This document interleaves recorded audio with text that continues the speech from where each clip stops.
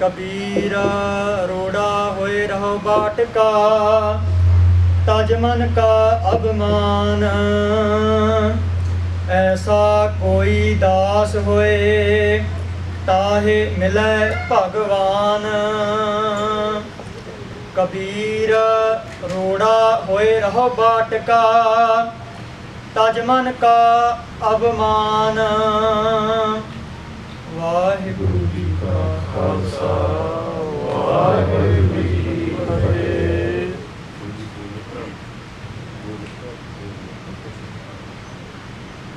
सच्चे पातशाह दीन दुनिया के मालिक ज्ञान की जोत कृपा के सागर दीना बंधु धन साहिब श्री गुरु ग्रंथ साहिब जी महाराज सतगुरु जी की बहुत सत्ता आप भी बड़े उत्साह नाल सत्संगत में चल के आए हो। जो आप वाहिगुरू की याद में जुड़ते हैं ये स्पीकर एक साधन जरूर बनता है तो सुभाविक है जो किसी अमली के अमल तो उन्होंने हटाओ तो गुस्सा आ ही जाता है, पर फिर भी धीरज रखनी ते जरिया एक स्पीकर बनया होया है पर चंगी तरह चल नहीं रहा। मैनू भी मेरी आवाज़ गूंज गूंज के सुनी जाती है तो सिंह कोशिश करते पे है चलो जी ठीक होगी तो सत संगत जी अज का दिन बड़ा विशेष है जिथे आप महापुरखों की मिठी याद मना रहे हैं। मेरी पीढ़ी के मालिक धन गुरु हरगोबिंद साहिब सच्चे पातशाह जी महाराज जी ने श्री अकाल तख्त साहिब जी की सिरजना की सी वो दिन भी पंथ में अज मनाया जा रहा है। सच्चे पातशाह जी महाराज जी ने ये तख्त क्यों रचे सी? ये साडी आज़ाद हस्ती का प्रतीक ने साडे रचे हुए तख्त,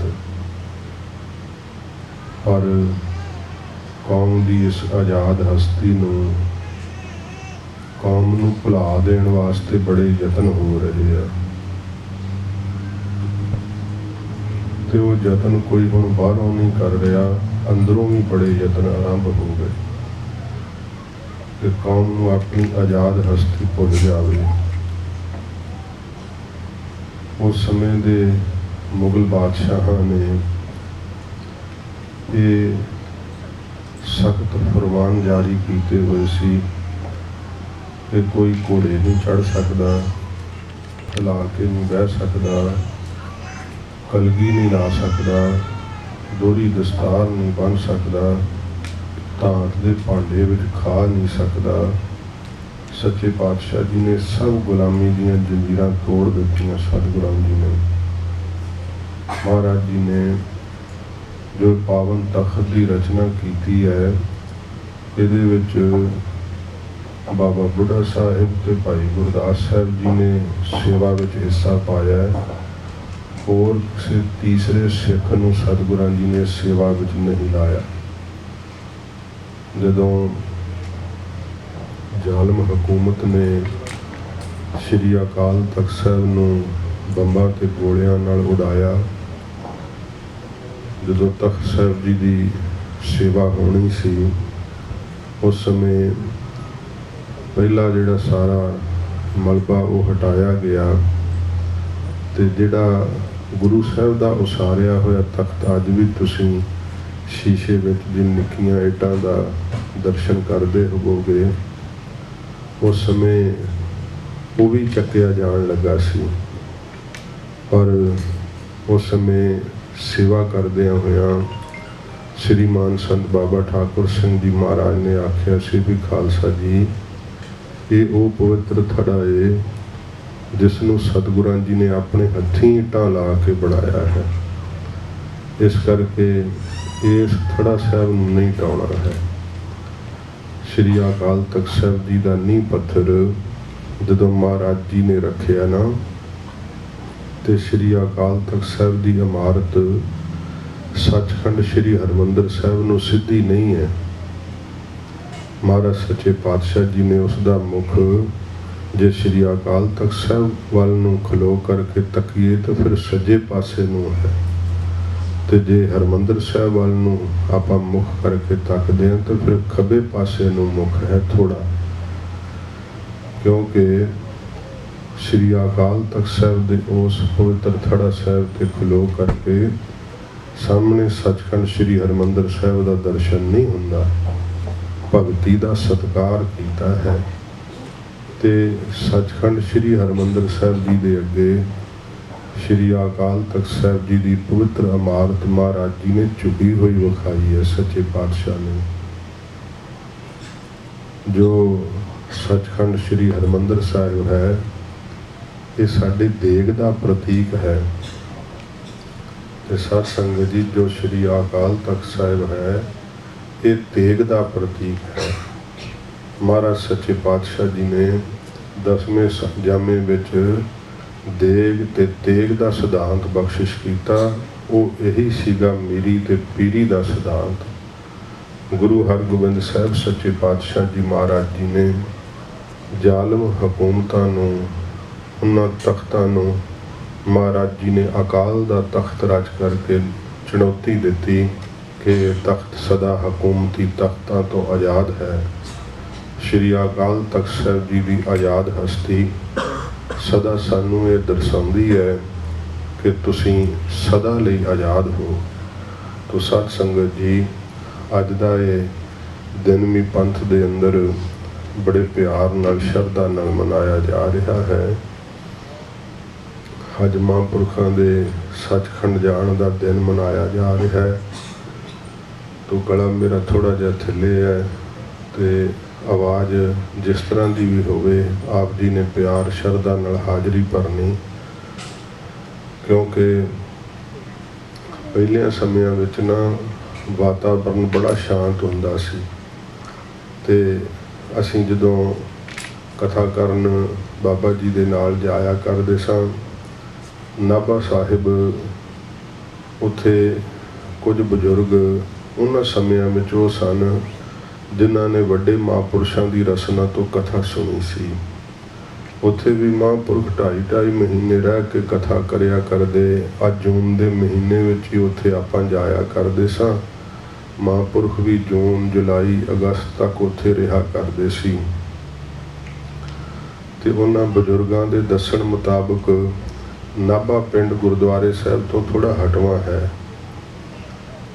ਤੇ ਕਹਿੰਦੇ ਜਦੋਂ ਅੰਮ੍ਰਿਤ ਵੇਲੇ ਮਹਾਂਪੁਰਖ ਕਥਾ ਕਰਿਆ ਕਰਦੇ, ਕਹਿੰਦੇ ਉਦੋਂ ਸਪੀਕਰ ਹੁੰਦੇ ਹੀ ਨਹੀਂ ਸੀ ਤੇ ਅੰਮ੍ਰਿਤ ਵੇਲੇ ਮਹਾਂਪੁਰਖ ਜਦੋਂ ਕਥਾ ਕਰਦੇ ਤੇ ਨਗਰ ਵਿੱਚ ਆਵਾਜ਼ ਸੁਣਾਈ ਦਿੰਦੀ ਸੀ ਕਥਾ ਦੀ। ਇੱਕ ਤਾਂ ਉਹਨਾਂ ਦੀ ਬਾਣੀ ਵਿੱਚ ਇੰਨਾ ਜ਼ੋਰ, ਦੂਸਰਾ ਵਾਤਾਵਰਨ ਬੜਾ ਸ਼ਾਂਤ ਹੁੰਦਾ ਸੀ। ਹੁਣ ਇੰਨੀਆਂ ਆਵਾਜ਼ਾਂ ਆਲੇ ਦੁਆਲੇ ਹੀ ਜਿਹੜੀਆਂ ਉਹ ਭਰਮਾਰ ਪਾ ਕੇ ਰੱਖਦੀਆਂ, ਬਿਨਾਂ ਆ ਲਾਊਡ ਸਪੀਕਰ ਤੋਂ ਤੇ ਬੋਲਿਆ ਹੀ ਨਹੀਂ ਜਾਂਦਾ। ਜਦੋਂ ਐਨ ਟਿਕਿਆ ਹੋਇਆ ਸਤ ਸੰਗਤ ਜੀ ਮਾਹੌਲ ਹੁੰਦਾ ਹੈ, ਉਦੋਂ ਤਾਂ ਸਾਹ ਦੀ ਵੀ ਆਵਾਜ਼ ਆਉਂਦੀ ਹੈ। ਮੈਂ ਹੁਣ ਨਿਊਜ਼ੀਲੈਂਡ ਹੋ ਕੇ ਆਇਆ, ਉੱਥੇ ਇੱਕ ਭਿਕਸ਼ੂਆਂ ਦਾ ਮੰਦਿਰ ਸੀਗਾ ਤੇ ਮੈਨੂੰ ਸਿੰਘ ਕਹਿੰਦੇ ਵੀ ਗਿਆਨੀ ਜੀ ਵੇਖਣ ਜਾਣਾ। ਮੈਂ ਕਿਹਾ ਚਲੋ ਵੇਖ ਆਉਂਦੇ ਹਾਂ। ਉਹਨਾਂ ਦੇ ਮੱਠ ਵਿੱਚ ਜਦੋਂ ਗਏ, ਜਿੱਥੇ ਉਹ ਮੈਡੀਟੇਸ਼ਨ ਕਰਦੇ ਸੀ, ਬੜੀ ਸ਼ਾਂਤੀ, ਬਹੁਤ ਟਿਕਾ। ਮੈਂ ਕਿਹਾ ਵੀ ਘੜੀ ਪਲ ਬਹਿ ਜਾਈਏ। ਜਦੋਂ ਅਸੀਂ ਬੈਠ ਗਏ ਤੇ ਇੰਨੀ ਸ਼ਾਂਤੀ ਸੀ ਜਿਵੇਂ ਢਿੱਡ ਨਹੀਂ ਆਵਾਜ਼ ਕਰਦਾ ਹੁੰਦਾ, ਇਹ ਵੀ ਆਵਾਜ਼ ਉੱਥੇ ਇੱਕ ਦੂਸਰੇ ਦੀ ਸੁਣਾਈ ਦਿੰਦੀ ਸੀ। ਲੰਬਾ ਸਾਹ ਲਿਆ ਵੀ ਆਵਾਜ਼ ਆਉਂਦੀ ਸੀ। ਜਦੋਂ ਇੰਨੀ ਸ਼ਾਂਤੀ ਹੁੰਦੀ ਹੈ, ਸ਼ਾਂਤੀ ਵੀ ਆਪਣੇ ਆਪ ਵਿੱਚ ਇੱਕ ਸੁੱਖ ਹੈ। ਮਹਾਰਾਜ ਜੀ ਨੇ ਤਾਂ ਹੀ ਸਾਨੂੰ ਇਹ ਸਿੱਖਿਆ ਦਿੱਤੀ ਹੈ ਵੀ ਅੰਮ੍ਰਿਤ ਵੇਲੇ ਜਦੋਂ ਸਾਰੇ ਸੌਂ ਜਾਂਦੇ ਆ, ਉਦੋਂ ਰਾਹ ਮਾਰ ਵੀ ਡਿੱਗ ਜਾਂਦੇ ਆ, ਚੱਕ ਡਾਕੂਆਂ ਨੂੰ, ਚੋਰਾਂ ਨੂੰ ਵੀ ਨੀਂਦ ਆ ਜਾਂਦੀ ਹੈ। ਮਹਾਰਾਜ ਕਹਿੰਦੇ ਵੀ ਉਦੋਂ ਉੱਠ ਕਰਕੇ, ਜਾਗ ਕਰਕੇ ਵਾਹਿਗੁਰੂ ਦਾ ਭਜਨ ਕਰੇ, ਨਾਮ ਜਪੇ, ਕਿਉਂਕਿ ਉਦੋਂ ਸ਼ਾਂਤੀ ਹੁੰਦੀ ਹੈ। ਤੋ ਸਤ ਸੰਗਤ ਜੀ, ਇਕਾਗਰ ਹੋਇਆਂ, ਸ਼ਾਂਤ ਹੋਇਆਂ ਪ੍ਰਭੂ ਦੀ ਸਿਫਤ ਕਰਨ ਦੇ ਆਪਾਂ ਅਧਿਕਾਰੀ ਬਣ ਜਾਂਦੇ ਹਾਂ। ਮਹਾਰਾਜ ਜੀ ਨੇ ਕਿਹਾ ਕਿ ਪ੍ਰਭ ਕੀ ਉਸਤਤ ਕਰੋ ਸੰਤ ਮੀਤ, ਸਾਵਧਾਨ ਇਕਾਗਰ ਚੀਤ। ਇਹ ਸ਼ਰਤਾਂ ਜਦੋਂ ਤੁਸੀਂ ਪੂਰੀਆਂ ਕਰਦੇ ਆ, ਫਿਰ ਪ੍ਰਭੂ ਦੀ ਸਿਫਤ ਦੇ ਜੁੜਨ ਦੇ ਅਧਿਕਾਰੀ ਬਣ ਜਾਂਦੇ ਆ। ਤੋ ਮਹਾਂਪੁਰਖਾਂ ਦੇ ਸੱਚਖੰਡ ਜਾਣ ਦਾ ਮੈਂ ਦ੍ਰਿਸ਼ ਵਰਣਨ ਕਰਾਂ बड़ा उन्हां दा जाना भी साध संगत जी बड़ा आश्चर्य। महाराज सच्चे पातशाह जी कहते हैं उन्हां दा आउणा ते उन्हां दा जाना छुछंद हुंदा है, अपनी इच्छा मुताबिक हुंदा है। जिवें हजूर दे कहे हुए वाक ने कि जन्म मरण दोहों मैं नाही, जन पर उपकारी आए, जी दान दे भगती लायन, हर स्यों लैन मिलाए। अपने सारे सुआस ही जिन्हां ने पर उपकार वास्ते ला दिते। ऐसे सतपुरुषां दी याद ये विशेष जोड़ मेला भावें कि दोपहरे कथा तो बाद होर थां जाके कथा करनी सी, पर मेरे मन का एक ख्याल सी कि जदों इदां जोड़ मेला होवे फिर सारी संगत एक थां ते ही इकट्ठियां हो करके ते एक थां ते ही लंबा समा कथा होवे। थोड़ा थोड़ा समा जदों कथा करिए ते वो भी प्रोग्रामां करके सानू फिर जाना पैंदा है, पर एक थां ते जदों कथा हुंदी है उहदा वधीक रस ते आनंद बनदा है। श्रीमान संत ਗਿਆਨੀ गुरबचन सिंह जी खालसा पिंडरां वाले महापुरख इन्ना सत्कार नाल उन्हां दा नाम पंथ विच लिया जांदा है, क्योंकि गुण ही ऐसे कमाए पंथ वास्ते घालना इहो जिहियां घालियां सदा लई इहो जे पूरने पा दिते कि रहिंदी दुनिया तक उन्हां दीयां सेवावां नूं सदा ही कौम चेते करदी रहेगी। जदों किते श्री गुरु ग्रंथ साहिब जी महाराज जी दे मंगलाचरण बदलण वास्ते हरकतां कीतियां, महापुरखां ने बहुत वड्डी निगर सेवा ये कीती, संत समाज दी इकत्तरता कीती ते ये पुरजोर पंथ नूं कहा कि खालसा जी आपां कोई रद्द बदल नहीं कर सकते, पूरे गुरु जी दे कीते विच कोई घटा ते वधा नहीं सकदा, क्योंकि साहिब गुरु गोबिंद सिंह सच्चे पातशाह जी महाराज जी ने दमदमा साहिब की पावन धरती ते अपने श्रीकंठ तो उचार के जो श्री गुरु ग्रंथ साहिब जी की पावन बाणी के स्वरूप लिखवाए ने भाई मनी सिंह साहिब नूं लिखारी ला के इन बिन उवें ही सारे मंगल रहने चाहिए, क्योंकि जिहड़े सिख विरोधी सन उन्हां दियां उदों भी ये हरकतां सीगियां कि भगत बाणी तो गुरुबाणी नहीं, पटां दे सवैये भी गुरबाणी नहीं, इस करके गुरु ग्रंथ साहिब जी तो बाणी ये वख कर देनी चाहिए है। तो महापुरखों ने उस समय पुरजोर पंथ विच प्रचार किया सी कि भगत बाणी भी गुरुबाणी है, पटां दे सवैये भी गुरबाणी है, ये किसी होर नहीं दर्ज कीते। ये धन गुरु अर्जन देव सच्चे पातशाह अपने श्रीकंठ तो उचार के भाई गुरदास जी नूं लिखारी ला करके महाराज साहब जी ने पवित्र बाणी का संग्रह किया है। महापुरखों के वड्डे उपराले नाल वो मंगलाचरण सारे साध संगत जी इन बिन उवें ही फिर छापे गए, नहीं तो अज तुहाडे कोल सतगुरु जी दे वो स्वरूप ना सी होने ते जिन्हां विच मंगलाचरण जिहड़े सी वो सतगुरु महाराज जी ने जिमें भाई मनी सिंह साहब तो पवित्र स्वरूप लिखवाया सी उहदे मुताबिक ना सी होने। पर ये महापुरखों की पंथ नूं बड़ी वड्डी देन है, उन्हां दी सेवा है, क्योंकि श्री गुरु ग्रंथ साहिब सच्चे पातशाह जी का पवित्र स्वरूप ये सदा ही अखंड रहना चाहिए, विच ना तो कोई होर मिला सकता अपने वल्लों कोई चंगियां गल्लां ते ना ही गुरु साहिब दे कीते उहदे उत्ते कुछ घटा सकता है। ये महापुरखों ने बड़ी महान सेवा की ते उदों दा जिक्र आउंदा है कि जदों सारे महात्मा की इकत्तरता सीगी ते बड़ा वड्डा कारज सी संपूर्ण होया, सब नूं बड़ी खुशी हुई, बड़े प्रसन्न होए सारे, ते खुशी विच ही महात्मा इकट्ठे होए, एक दूसरे नाल बचन करन लगे बई हुण ये इकत्तरता जिहड़ी है सब ने आपो अपने थावां ते चले जाना है, ते किसे नूं कोई लाभ होवे जिहड़े सतसंगी नाल संगत करदे है भी आपो अपनी कमाई की अवस्था दसीए। आम नहीं हुंदा, महात्मा नहीं कहंदे हुंदे कुछ भी, ते सारे महात्मा श्रीमान संत ਗਿਆਨੀ गुरबचन सिंह जी महाराज नूं जोर पाउण लगे कि महाराज साडा भी भला हो, तुसीं ਆਪਣੀ ਅਵਸਥਾ ਦੱਸੋ। ਤੇ ਮਹਾਂਪੁਰਖ ਹੱਥ ਜੋੜ ਕੇ ਕਹਿੰਦੇ ਵੀ ਤੁਸੀਂ ਸਾਰੇ ਵੱਡੇ ਹੋ, ਕਮਾਈ ਵਿੱਚ ਤਾਂ ਤੁਸੀਂ ਸਿਖਰਾਂ ਹੀ ਤੇ ਪਹੁੰਚੇ ਹੋਏ ਹੋ, ਅਸੀਂ ਤਾਂ ਗਰੀਬ ਜੇ ਮਹਾਰਾਜ ਦੇ ਸਿੱਖਾਂ, ਕੀ ਤੁਹਾਨੂੰ ਅਵਸਥਾ ਦੱਸੀਏ। ਫਿਰ ਮਹਾਂਪੁਰਖ ਕਹਿੰਦੇ ਹੈ ਕਿ ਮਹਾਰਾਜ ਸਾਨੂੰ ਪਤਾ ਹੈ ਤੁਸਾਂ ਨਹੀਂ ਦੱਸਣਾ, ਅਸੀਂ ਦੱਸਣਾ ਸ਼ੁਰੂ ਕਰਦੇ ਹਾਂ, ਤੇ ਤੁਸੀਂ ਵੀ ਫਿਰ ਕੁਝ ਨਾ ਕੁਝ ਜ਼ਰੂਰ ਦੱਸਿਓ, ਸਾਡੀ ਝੋਲੀ ਪਾਇਓ। ਮਹਾਂਪੁਰਖ ਕਹਿੰਦੇ ਦੱਸੋ ਮਹਾਰਾਜ, ਤੁਸੀਂ ਦੱਸੋ। ਫਿਰ ਮਹਾਂਪੁਰਖਾਂ ਨੇ ਆਪੋ ਆਪਣੀ ਅਵਸਥਾ ਦੱਸੀ ਹੈ। ਕੋਈ ਮਹਾਤਮਾ ਕਹਿੰਦੇ ਹੈ ਕਿ ਮਹਾਰਾਜ ਜੀ ਦੇ ਅੱਗੇ ਬੇਨਤੀ ਕਰੀਏ ਤੇ ਸਾਡੀ ਕੀਤੀ ਬੇਨਤੀ ਉਹ 3 ਮਹੀਨਿਆਂ 'ਚ ਪੂਰੀ ਹੋ ਜਾਂਦੀ ਹੈ।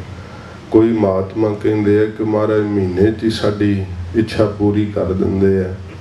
ਦੌਦਰ ਵਾਲੇ ਮਹਾਂਪੁਰਖਾਂ ਨੇ ਆਖਿਆ ਵੀ ਜੇ ਇੱਥੋਂ ਲੈ ਕਰਕੇ ਸੱਚਖੰਡ ਸ੍ਰੀ ਹਰਿਮੰਦਰ ਸਾਹਿਬ ਤੱਕ ਸਾਰਾ ਸੋਨਾ ਵਿਛਾਇਆ ਹੋਵੇ, ਸਾਡੇ ਵਾਸਤੇ ਉਹ ਮਿੱਟੀ ਹੈ ਸੋਨਾ। ਤੇ ਚੇਤਨ ਮਾਇਆ ਤੋਂ ਮਹਾਰਾਜ ਬਚਾ ਲੈਣ ਸੱਚੇ ਪਾਤਸ਼ਾਹ। ਇਉਂ ਸਾਰੇ ਮਹਾਤਮਾ ਨੇ ਆਪੋ ਆਪਣੇ ਮਨ ਦੀ ਅਵਸਥਾ ਜਿਹੜੀ ਸੀ, ਗੁਰੂ ਜੀ ਦੇ ਨਾਲ ਜਿੰਨਾ ਪਿਆਰ ਹੈ ਉਹ ਸ਼ਬਦਾਂ ਦੇ ਅੰਦਰ ਬਿਆਨ ਕਰਕੇ ਦੱਸਿਆ। ਫਿਰ ਸਭ ਨੇ ਪੁਰਜੋਰ ਬੇਨਤੀ ਕੀਤੀ, ਮਹਾਰਾਜ ਤੁਸੀਂ ਮੋੜੋ ਨਾ, ਹੁਣ ਕਿਰਪਾ ਕਰਕੇ ਸਾਨੂੰ ਜ਼ਰੂਰ ਦੱਸੋ, ਕਿਸੇ ਜਗਿਆਸੂ ਨੂੰ ਮਹਾਤਮਾ ਨੂੰ ਲਾਭ ਹੋਵੇਗਾ। ਮਹਾਂਪੁਰਖਾਂ ਫਿਰ ਹੱਥ ਜੋੜ ਕੇ ਆਖਿਆ ਵੀ ਖਾਲਸਾ ਜੀ, ਤੁਸੀਂ ਸਾਰੇ ਹੀ ਕਮਾਈ ਵਿੱਚ ਵੱਡੇ ਹੋ, ਮਹਾਨ ਹੋ, ਬੜੀਆਂ ਪਵਿੱਤਰ ਆਤਮਾ ਹੋ, ਦਾਸ ਵਿੱਚ ਇਹੋ ਜਿਹਾ ਕੋਈ ਗੁਣ ਨਹੀਂ, ਪਰ ਜੇ ਤੁਸੀਂ ਪੁੱਛਦੇ ਹੋ ਤੇ ਮਹਾਂਪੁਰਖ ਕਹਿੰਦੇ ਵੀ ਸਾਡੇ ਮਨ ਵਿੱਚ ਕਦੇ ਗੁਰੂ ਗੋਬਿੰਦ ਸਿੰਘ ਸਾਹਿਬ ਜੀ ਨੇ ਫੁਰਨਾ ਹੀ ਨਹੀਂ ਫੁਰਨ ਦਿੱਤਾ। ਤੇ ਇਹ ਕਿਹਾ ਜੇ ਕਿਸੇ ਪ੍ਰੇਮੀ ਦੀ ਬੇਨਤੀ ਵਾਸਤੇ ਸਾਡੇ ਮਨ ਵਿੱਚ ਫੁਰਨਾ ਆ ਜਾਵੇ, ਫੁਰਨਾ ਆਉਂਦਾ ਬਾਅਦ 'ਚ ਹੈ, ਗੁਰੂ ਕਲਗੀਧਰ ਜੀ ਪੂਰਾ ਪਹਿਲਾਂ ਹੀ ਕਰ ਦਿੰਦੇ ਸੱਚੇ ਪਾਤਸ਼ਾਹ। ਇਹ ਉਹਨਾਂ ਦੀ ਨਿਮਰਤਾ ਦੇ ਬੋਲ। ਸਤ ਸੰਗਤ ਜੀ, ਸਤਿਗੁਰੂ ਜੀ ਦੀ ਬਾਣੀ ਕਹਿੰਦੀ ਹੈ ਕਿ ਪਿਤਾ ਕਿਰਪਾਲ ਆਗਿਆ ਇਹ ਦੀਨੀ, ਬਾਰਕ ਮੁਖ ਮੰਗੈ ਸੋ ਦੇਨਾ। ਜੋ ਵੀ ਮਹਾਰਾਜ ਦਾ ਪੁੱਤਰ ਬਣ ਜਾਂਦਾ ਹੈ, ਸਤਿਗੁਰੂ ਜੀ ਤੋਂ ਮੰਗਦਾ ਹੈ ਬੇਨਤੀ ਕਰਕੇ, ਸਤਿਗੁਰੂ ਜੀ ਦੀਆਂ ਸਾਰੀਆਂ ਸ਼ਕਤੀਆਂ, ਵਾਹਿਗੁਰੂ ਜੀ ਦਾ ਜਿੰਨਾ ਵੀ ਸਾਧ ਸੰਗਤ ਜੀ ਇਹ ਪਸਾਰਾ ਹੈ ਉਹਨਾਂ ਦੇ ਅਧੀਨ ਹੋ ਜਾਂਦਾ ਹੈ। ਉਹਨਾਂ ਦੇ ਆਖੇ ਵਿੱਚ ਸਭ ਕੁਝ ਚੱਲਦਾ, ਪਰ ਫਿਰ ਵੀ ਉਹ ਨਿਮਰਤਾ ਵਿੱਚ ਰਹਿੰਦੇ ਹੈ। ਹੁਣ ਨਜ਼ੀਕ ਖੁਦਾਏ ਦਾ ਭੇਤ ਨਾ ਕਿਸੇ ਦੇਣ, ਕਿਸੇ ਨੂੰ ਭੇਤ ਨਹੀਂ ਦਿੰਦੇ ਵੀ ਸਾਡੇ ਵਿੱਚ ਐਡੀ ਵੱਡੀ ਸ਼ਕਤੀ ਹੈ। ਗੁਰੂ ਮਹਾਰਾਜ ਦੀ ਸਾਧ ਸੰਗਤ ਦੇ ਕੂਕਰ ਬਣ ਕਰਕੇ ਰਹਿੰਦੇ ਹੈ। ਤੇ ਸੱਚਮੁੱਚ ਹੀ ਮਹਾਂਪੁਰਖਾਂ ਵਿੱਚ ਐਡੀ ਨਿਮਰਤਾ ਤੇ ਇੰਨੇ ਗੁਣ ਸਨ। ਜਦੋਂ ਮਹਾਂਪੁਰਖ ਵਿਚਰਿਆ ਕਰਦੇ ਸੀ, ਸਾਧ ਸੰਗਤ ਜੀ ਜਿਨ੍ਹਾਂ ਜਿਨ੍ਹਾਂ ਰਾਹਾਂ ਤੇ ਲੰਘੇ ਹੈ, ਜਿਨ੍ਹਾਂ ਜਿਨ੍ਹਾਂ ਨਗਰ ਖੇੜਿਆਂ ਵਿੱਚ ਗਏ ਹੈ, ਅੱਜ ਵੀ ਉਹਨਾਂ ਨਗਰ ਖੇੜਿਆਂ ਨੂੰ ਭਾਗ ਲੱਗੇ ਹੋਏ ਹੈ। ਉਹਨਾਂ ਪਰਿਵਾਰਾਂ ਵਿੱਚ ਦੁੱਧ ਪੁੱਤ ਤੇ ਪਦਾਰਥਾਂ ਦੇ ਹੜ੍ਹ ਆ ਗਏ ਜਿੱਥੋਂ ਦੀ ਆਪ ਜੀ ਲੰਘ ਗਏ। ਕਦੇ ਗਰੀਬੀ ਨਾਲ ਘੁਲਦੇ ਸੀ, ਕਦੇ ਪਦਾਰਥਾਂ ਨੂੰ ਤਰਸਦੇ ਸੀ। ਜਥੇ ਸੰਗਤ ਨੂੰ ਲੰਗਰ ਦੀ ਸੇਵਾ ਕੀਤੀ। ਇੱਕ ਬਜ਼ੁਰਗ ਸਾਨੂੰ ਮਿਲੇ, ਸਾਡੀ ਬੱਸ ਖਰਾਬ ਹੋ ਗਈ, ਅੰਮ੍ਰਿਤ ਸੰਚਾਰ ਕਰਨ ਗਏ ਸਾਂ, ਸਾਈਕਲ ਤੇ ਲੰਘ ਰਹੇ ਸੀ, ਬੱਸ ਤੇ ਲਿਖਿਆ ਸੀ ਦਮਦਮੀ ਟਕਸਾਲ ਜਥਾ ਬਿੜਰਾ ਮਹਿਤਾ। ਉਹਨਾਂ ਨੇ ਪੁੱਛ ਲਿਆ ਵੀ ਬਾਬਾ ਜੀ ਕੀ ਗੱਲ ਹੈ? ਅਸੀਂ ਦੱਸਿਆ ਬੱਸ ਖਰਾਬ ਹੋ ਗਈ। ਕਹਿੰਦੇ ਵੀ ਮੇਰਾ ਘਰ ਲੱਗ ਗਈ ਹੈ ਮਹਾਰਾਜ, ਜੇ ਤੁਸੀਂ ਰਾਤ ਉੱਥੇ ਰੁਕ ਜਾਓ ਤੇ ਸਵੇਰੇ ਅਸੀਂ ਮਕੈਨਿਕ ਲਿਆ ਕੇ ਤੇ ਬੱਸ ਠੀਕ ਕਰਾ ਦਾਂਗੇ। ਤੇ ਅਸੀਂ ਤਾਂ ਅੱਗੇ ਹੀ ਭਾਲਦੇ ਸਾਂ ਵੀ ਕੁਛ ਹੁਣ ਟਿਕਾਣਾ ਮਿਲੇ। ਉੱਥੇ ਅਸੀਂ ਰੁਕ ਗਏ। ਬਹੁਤ ਤਗੜੀ ਹਵੇਲੀ, ਚੰਗਾ ਖੁੱਲ੍ਹਾ ਘਰ। ਤੇ ਫਿਰ ਜਦੋਂ ਪ੍ਰਸ਼ਾਦ ਛਕਾਇਆ, ਸਾਰੇ ਅੰਮ੍ਰਿਤਧਾਰੀ ਬੜੇ ਗੁਰਮੁਖ ਬਜ਼ੁਰਗ ਕਹਿਣ ਲੱਗੇ ਕਿ ਇਹ ਜੋ ਕੁਝ ਤੁਹਾਨੂੰ ਦਿਸ ਰਿਹਾ, ਕਹਿੰਦੇ ਵੀ ਇੱਕ ਛੋਟੀ ਜਿਹੀ ਕੁੱਲੀ ਸੀ ਮੇਰੇ ਕੋਲ, ਤੇ ਮੈਂ ਸ਼੍ਰੀਮਾਨ ਸੰਤ ਗਿਆਨੀ ਗੁਰਬਚਨ ਸਿੰਘ ਜੀ ਮਹਾਰਾਜ ਨੂੰ ਪ੍ਰਸ਼ਾਦਾ ਵਰਜਿਆ ਸੀ। ਤੇ ਜਦੋਂ ਪ੍ਰਸ਼ਾਦਾ ਵਰਜ ਆਇਆ, ਘਰ ਵਾਲੀ ਕਹਿਣ ਲੱਗੀ ਵੀ ਮਹਾਂਪੁਰਖਾਂ ਨਾਲ ਤਾਂ 50-60 ਸਿੰਘ ਵੀ ਹੁੰਦੇ, ਵੀ ਇੰਨਾ ਕੁਛ ਆਪਾਂ ਕਿੱਥੋਂ ਲਿਆਵਾਂਗੇ। ਤੇ ਐਂ ਕਰ ਵੀ ਮਹਾਂਪੁਰਖਾਂ ਨੂੰ ਬੇਨਤੀ ਕਰਿਆ ਵੀ ਮਹਾਰਾਜ ਇਕੱਲੇ ਆਇਓ ਪ੍ਰਸ਼ਾਦਾ ਛਕਣ, ਜਾਂ 2 ਕੁ ਸਿੰਘ ਨਾਲ ਆ ਜਾਣ, ਵੀ ਸਾਰਿਆਂ ਜਿੰਨੀ ਸਾਡੀ ਸਮਰੱਥਾ ਨਹੀਂ ਹੈ। ਜਦੋਂ ਇਹ ਸੰਕਲਪ ਕਰਕੇ ਗਏ ਤੇ ਮਹਾਂਪੁਰਖ ਤਾਂ ਬੁੱਝ ਲੈਂਦੇ ਸੀ, ਕਹਿੰਦੇ ਬਈ ਕੱਲੀ ਦਾਲ ਬਣਾਉਣੀ ਹੈ, ਹੋਰ ਕੋਈ ਚੀਜ਼ ਨਹੀਂ ਬਣਾਉਣੀ, ਤੇ ਪ੍ਰਸ਼ਾਦੇ ਲਾ ਲਿਓ, ਤੇ ਜੇ ਦਾਲ ਜੋਗੀ ਵੀ ਮਾਇਆ ਚਾਹੀਦੀ ਹੈ ਤੇ ਸਾਥੋਂ ਲੈ ਜਾ। ਤੇ ਮਹਾਂਪੁਰਖਾਂ ਨੇ ਜਦੋਂ ਇਉਂ ਕਿਹਾ, ਹੱਥ ਜੋੜ ਕੇ ਕਿਹਾ, ਨਹੀਂ ਮਹਾਰਾਜ ਇੰਨੀ ਕੁ ਮਾਇਆ ਤੁਸੀਂ ਬਖਸ਼ੀ ਹੈ। ਕਹਿੰਦੇ ਮੈਂ ਦਾਲ ਤੇ ਪ੍ਰਸ਼ਾਦਾ ਹੀ ਜਿਹੜਾ ਸੀ ਉਹ ਬਣਵਾਇਆ। ਤੇ ਜਦੋਂ ਆਏ ਘਰ ਵਿੱਚ ਗਰੀਬੀ ਇੰਨੀ ਸੀ ਕਿ ਮੰਜਾ ਸੀ ਇੱਕ, ਤੇ ਉਹਦੇ 'ਚ ਖੇਸ ਵਿਛਾਇਆ ਹੋਇਆ ਸੀ ਮਹਾਂਪੁਰਖਾਂ ਦੇ ਬੈਠਣ ਵਾਸਤੇ। ਕਹਿੰਦੇ ਜਿੱਥੇ ਬੀਬੀਆਂ ਪ੍ਰਸ਼ਾਦੇ ਲਾਉਂਦੀਆਂ ਸਨ ਲੋਹ ਤੇ ਸਖਤ ਧੁੱਪ ਉਹਨਾਂ ਤੇ ਪੈ ਰਹੀ ਸੀ। ਮਹਾਂਪੁਰਖਾਂ ਨੇ ਕਿਹਾ ਵੀ ਉਹ ਮੰਜਾ ਡਾਂਗ ਨਾਲ ਲਾ ਕੇ ਤੇ ਉੱਤੇ ਖੇਸ ਪਾ ਕੇ ਛਾਂ ਕਰੋ, ਬੀਬੀਆਂ ਧੁੱਪੇ ਪ੍ਰਸ਼ਾਦੇ ਲਾਉਂਦੀਆਂ। ਕਿ ਮਹਾਰਾਜ ਤੁਹਾਡੇ ਬੈਠਣ ਵਾਸਤੇ ਪਲੰਘ ਹੈ। ਕਹਿੰਦੇ ਕੋਈ ਗੱਲ ਨਹੀਂ। ਜਦੋਂ ਉਹ ਮੰਜਾ ਵੀ ਉਹ ਡਾਂਗ ਲਾ ਕੇ ਤੇ ਉੱਥੇ ਛਾਂ ਕਰ ਦਿੱਤੀ, ਉੱਤੇ ਖੇਸ ਪਾ ਦਿੱਤਾ, ਆਪ ਸੱਥਰ ਤੇ ਪੁੰਜੇ ਹੀ ਬੈਠ ਗਏ ਤੇ ਉੱਥੇ ਲੰਗਰ ਵਰਤਿਆ। ਕਹਿੰਦੇ ਜਦੋਂ ਮਹਾਂਪੁਰਖ ਚਰਨ ਪਾ ਕਰਕੇ ਗਏ, ਜਥੇ ਸਮੇਤ ਲੰਗਰ ਛਕ ਕੇ ਗਏ, ਐਸੀ ਵਾਹਿਗੁਰੂ ਜੀ ਦੀ ਕਲਾ ਵਰਤੀ ਕਿ ਦਿਨੋਂ ਦਿਨ ਘਰ ਵਿੱਚ ਪਦਾਰਥ ਹੀ ਆਉਂਦੇ ਗਏ। ਐਡੀ ਹਵੇਲੀ ਉਹ ਮੱਝਾਂ ਬੱਝੀਆਂ ਹੋਈਆਂ ਦੂਰ ਤੱਕ, ਕਹਿੰਦੇ ਕਿਸੇ ਚੀਜ਼ ਦੀ ਕਮੀ ਨਾ ਰਹੀ। ਇਹ ਸਾਧ ਸੰਗਤ ਜੀ ਉਹਨਾਂ ਦੀ ਜਿਹੜੀ ਸੀ ਨਾ ਅੰਦਰ ਨਾਮ ਦੀ ਕਮਾਈ, ਉਹਦੀ ਬਰਕਤ ਕਰਕੇ, ਸੰਗਤ ਦੇ ਚਰਨ ਪੈਣੇ ਕਰਕੇ ਸਾਰੇ ਹੀ ਪਦਾਰਥ ਵਰਦੇ ਸੀ। ਮਹਾਂਪੁਰਖਾਂ ਨੇ ਜਦੋਂ ਸੱਚਖੰਡ ਜਾਣ ਦਾ ਭਾਣਾ ਵਰਤਾਉਣਾ ਸੀ, ਸਾਧ ਸੰਗਤ ਜੀ ਪਟਿਆਲੇ ਮਹਾਂਪੁਰਖ ਸ੍ਰੀ ਗੁਰੂ ਗ੍ਰੰਥ ਸਾਹਿਬ ਜੀ ਦੀ ਤਾਬਿਆ ਸਹਿਜ ਪਾਠ ਕਰਦੇ। ਉਹਨਾਂ ਦੇ ਸਹਿਜ ਪਾਠ ਕਰਨ ਦਾ ਵੀ ਤਰੀਕਾ ਵੱਖਰਾ ਹੁੰਦਾ ਸੀ। ਤੇ ਕਿਉਂਕਿ ਆਪਾਂ ਜਦੋਂ ਗੁਰੂ ਸਾਹਿਬ ਦੀ ਤਾਬਿਆ ਬੈਠਦੇ ਹਾਂ ਤੇ ਫਿਰ ਸੋਚ ਕੇ ਵੀ ਇੰਨੇ ਕੰਗ ਇੰਨੇ ਕੁ ਚਿਰ 'ਚ ਹੋ ਜਾਣਗੇ, ਤੇ ਫਿਰ ਓਨੇ ਕੁ ਚਿਰ 'ਚ ਆਪਾਂ ਥੱਕ ਵੀ ਜਾਂਦੇ ਹਾਂ। ਮਹਾਂਪੁਰਖ ਜਦੋਂ ਸਹਿਜ ਪਾਠ ਕਰਿਆ ਕਰਦੇ, ਕਈ ਵਾਰ ਇੱਕ ਇੱਕ ਪੰਕਤੀ ਨੂੰ ਲਗਾਤਾਰ 1-1 ਘੰਟਾ 45 ਮਿੰਟ ਪੜ੍ਹੀ ਜਾਇਆ ਕਰਦੇ, ਇੱਕ ਇੱਕ ਪੰਕਤੀ ਨੂੰ ਇੰਨਾ ਰਸ ਲੈਂਦੇ। ਤੇ ਇਹ ਤਾਂ ਉਹੀ ਜਾਣਦੇ ਵੀ ਇਹਦਾ ਆਨੰਦ ਤੇ ਰਸ ਕੀ ਆ ਰਿਹਾ। ਜਿਹਨੂੰ ਆਉਂਦਾ ਹੋਵੇ ਉਹ ਸ਼ਬਦਾਂ ਨਾਲ ਬਿਆਨ ਕਰਕੇ ਦੱਸ ਨਹੀਂ ਸਕਦਾ। ਭਾਈ ਗੁਰਮੁਖ ਸਿੰਘ ਉੜੀਸਾ ਮਹਾਂਪੁਰਖਾਂ ਦੇ ਕੋਲ ਉਸ ਸਮੇਂ ਪੱਖਾ ਕਰ ਰਹੇ ਸੀ ਤੇ ਬਿਲਾਵਲ ਰਾਗ ਦੇ ਵਿੱਚ ਪੰਕਤੀ ਆਈ। ਮਹਾਂਪੁਰਖ ਆਪਣੀ ਰਸਨਾ ਤੋਂ ਪੜ੍ਹ ਰਹੇ ਸੀ, ਦਰਸ਼ਨ ਦੇਖਤ ਦੋਖ ਨਸੇ। ਜਦੋਂ ਇਉਂ ਪੰਕਤੀ ਪੜ੍ਹੀ, ਇੰਨੀ ਪ੍ਰੀਤ ਦਾ ਉਮਾਹ ਆਇਆ ਕਿ ਬਾਰ-ਬਾਰ ਮਹਾਂਪੁਰਖ ਰਸ ਲੈ ਲੈ ਕੇ ਘੁੱਟ ਭਰ ਭਰ ਕੇ ਹੀ ਪੰਕਤੀ ਪੜ੍ਹੀ ਜਾਣ। ਦਰਸ਼ਨ ਦੇਖਤ ਦੋਖ ਨਸੇ, ਦਰਸ਼ਨ ਦੇਖਤ ਦੋਖ ਨਸੇ। ਨਾਲੇ ਦੋਵੇਂ ਹੱਥ ਗੁਰੂ ਸਾਹਿਬ ਦੀ ਤਾਬਿਆ ਬੈਠਿਆਂ ਜੋੜੇ ਹੋਏ ਆ ਤੇ ਪਿਆਰ ਨਾਲੇ ਪੰਕਤੀ ਪੜ੍ਹੀ ਜਾਂਦੇ ਆ, ਪੜ੍ਹੀ ਜਾਂਦੇ ਆ। ਗੁਰਮੁਖ ਪਿਆਰਾ ਭਾਈ ਗੁਰਮੁਖ ਸਿੰਘ ਉੜੀਸਾ ਪਾਠ ਸੁਣ ਰਿਹਾ ਮਹਾਂਪੁਰਖਾਂ ਦੀ ਰਸਨਾ ਤੋਂ। ਜਦੋਂ ਕਦੇ ਮਹਾਂਪੁਰਖ ਸਾਲ ਵਿੱਚ ਸਾਧ ਸੰਗਤ ਜੀ ਇੱਦਾਂ ਸਮਾਂ ਰੱਖਿਆ ਕਰਦੇ ਸੀ, ਪਿੰਡਰੀ ਆ ਜਾਣਾ ਤੇ ਜਿਨ੍ਹਾਂ ਸਿੰਘਾਂ ਨੂੰ ਕੋਈ ਘਰ ਜਾਣ ਦੀ ਇੱਛਾ ਹੋਣੀ, ਉਹਨਾਂ ਨੂੰ ਕਹਿਣਾ ਵੀ ਸਿੰਘੋ ਇੰਨੇ ਸਮੇਂ ਲਈ ਹੁਣ ਅਸੀਂ ਕਿਧਰੇ ਵੀ ਨਹੀਂ ਜਾਣਾ ਤੇ ਤੁਸੀਂ ਆਪੋ ਆਪਣੇ ਘਰੀ ਹੋ ਆਓ ਤੇ ਇਸ ਦਿਨ ਤੇ ਸਾਰੇ ਇੱਥੇ ਪਹੁੰਚ ਜਾਇਓ, ਫਿਰ ਜਥਾ ਤੁਰੂਗਾ ਪ੍ਰਚਾਰ ਵਾਸਤੇ। ਉਹ ਸਾਲ ਵਿੱਚ ਮਹਾਂਪੁਰਖ ਤਕਰੀਬਨ 1.5-2 ਮਹੀਨੇ ਦਾ ਸਮਾਂ ਰੱਖਦੇ, ਜਦੋਂ ਕਿਸੇ ਨਾਲ ਵੀ ਨਾ ਮਿਲਦੇ ਤੇ ਉੱਥੇ ਰਹਿੰਦੇ ਸਿੰਘ ਵੀ ਮਹਾਂਪੁਰਖਾਂ ਨੂੰ ਮਿਲ ਨਹੀਂ ਸੀ ਸਕਦੇ।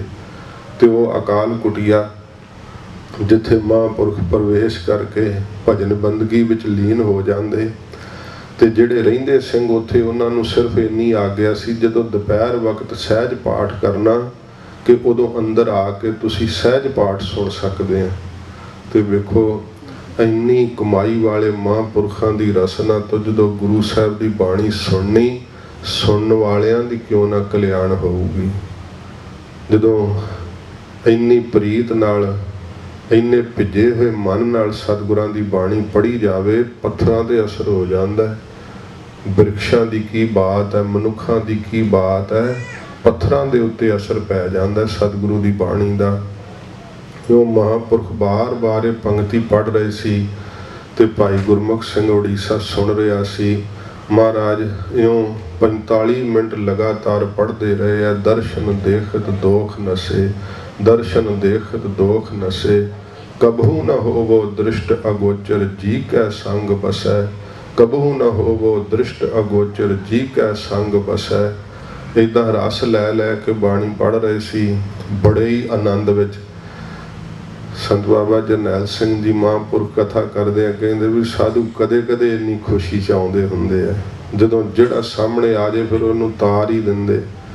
ਜਦੋਂ ਮਹਾਰਾਜ ਦੀ ਤਾਬਿਆ ਤੋਂ ਉੱਠੇ, ਗੁਰੂ ਸਾਹਿਬ ਜੀ ਦੇ ਪਾਵਨ ਸਰੂਪ ਤੇ ਰੁਮਾਲਾ ਸਾਹਿਬ ਪਾ ਕਰਕੇ ਭਾਈ ਗੁਰਮੁਖ ਸਿੰਘ ਉੜੀਸੇ ਤੇ ਨਿਗਾਹ ਪੈ ਗਈ। ਕਹਿੰਦੇ ਉਹ ਗੁਰਮੁਖ ਸਿਆਂ, ਕਿਤੇ ਇਹ ਨਾ ਬਾਹਰਲੇ ਇਲਾਕੇ ਤੋਂ ਆਇਆ ਸਾਂ ਤੇ ਚੰਗੀ ਤਰ੍ਹਾਂ ਬੋਲੀ ਵੀ ਨਹੀਂ ਬੋਲਣੀ ਆਉਂਦੀ ਤੇ ਸਾਧਾਂ ਨਾਲ ਰਿਹਾ, ਇਹਨਾਂ ਨੇ ਦਿੱਤਾ ਤੇ ਕੁਛ ਵੀ ਨਹੀਂ। ਜੇ ਗੁਰੂ ਸਾਹਿਬ ਦਾ ਪ੍ਰਤੱਖ ਦਰਸ਼ਨ ਕਰਨਾ ਹੀ ਤੇ ਦੱਸ। ਭਾਈ ਗੁਰਮੁਖ ਸਿੰਘ ਉੜੀਸਾ ਜਦੋਂ ਮਹਾਂਪੁਰਖਾਂ ਨੇ ਇਉਂ ਬਚਨ ਕਿਹਾ ਨਾ ਤੇ ਸੰਗਤ ਕੀਤੀ ਸੀ, ਜਾਣਦੇ ਸੀ ਭਾਈ ਗੁਰਮੁਖ ਸਿੰਘ ਜੀ ਵੀ ਮਹਾਂਪੁਰਖ ਕੀ ਕਹਿੰਦੇ ਆ। ਤੇ ਭਾਈ ਗੁਰਮੁਖ ਸਿੰਘ ਦਾ ਕੰਠ ਭਰ ਗਿਆ। ਭਰੇ ਹੋਏ ਕੰਠ ਨਾਲ ਆਖਿਆ, ਮਹਾਰਾਜ ਜੀ ਮੋਹੇ ਗਰੀਬ ਕੋ ਲਿਹੋ ਰਲਾਏ। ਮਹਾਰਾਜ ਮੇਰੀ ਤੁਹਾਡੇ ਨਾਲ ਨਿਭ ਜਾਵੇ। ਫਿਰ ਗੁਰੂ ਗ੍ਰੰਥ ਸਾਹਿਬ ਜੀ ਦੇ ਸਨਮੁਖ ਖਲੋ ਕੇ ਅਰਦਾਸ ਕੀਤੀ, ਸੱਚੇ ਪਾਤਸ਼ਾਹ ਤੁਹਾਡਾ ਇਹ ਪਰਮ ਸੇਵਕ ਦਾਸ ਨਾਲ ਤੋੜ ਨਿਭਾਉਣਾ ਚਾਹੁੰਦਾ ਹੈ, ਇਹਦੀ ਮਹਾਰਾਜ ਭਾਵਨਾ ਨੂੰ ਭਾਗ ਲਾਇਓ ਜੀ। ਇਹ ਅਰਦਾਸ ਦੇ ਸ਼ਬਦ ਵੀ ਆਪ ਕਹੇ। ਤੇ ਸਾਧ ਸੰਗਤ ਜੀ, ਭਾਈ ਗੁਰਮੁਖ ਸਿੰਘ ਉੜੀਸਾ ਇੱਥੇ ਕਾਲੀ ਘਾਟ ਗੁਰਦੁਆਰੇ ਸਾਹਿਬ ਹੀ ਮਹਾਂਪੁਰਖਾਂ ਕੋਲ ਆਏ ਸੀ। ਇਹਨਾਂ ਦੇ ਘਰ ਦੇ ਅੰਦਰ ਪਹਿਲਾਂ ਕੋਈ ਸਿੱਖੀ ਦਾ ਪ੍ਰਭਾਵ ਨਹੀਂ ਸੀ, ਕੇਸ ਵੀ ਨਾ ਸੀ ਚੰਗੀ ਤਰ੍ਹਾਂ ਰੱਖੇ ਹੋਏ। ਤੇ ਇਹਨਾਂ ਦੇ ਇੱਕ ਭਰਜਾਈ ਸੀ ਘਰ ਵਿੱਚ, ਜਿਹਨੇ ਕਿਸੇ ਮਹਾਤਮਾ ਤੋਂ ਕਥਾ ਸੁਣੀ ਸੀ ਤੇ ਉਹਦਾ ਥੋੜ੍ਹਾ ਬਹੁਤ ਸਿੱਖੀ ਵਾਲਾ ਖਿਆਲ ਸੀ। ਤੇ ਜਦੋਂ ਭਾਈ ਗੁਰਮੁਖ ਸਿੰਘ ਨੇ ਹੌਲੀ ਹੌਲੀ ਕੇਸ ਰੱਖ ਲਏ ਸਨ ਤੇ ਭਰਾ ਜਿਹੜੇ ਉਹ ਫਿਰ ਨਫ਼ਰਤ ਕਰਨ ਲੱਗ ਗਏ ਤੇ ਇਹਦੇ ਨਾਲ ਵਿਤਕਰਾ ਕਰਨ ਲੱਗ ਗਏ।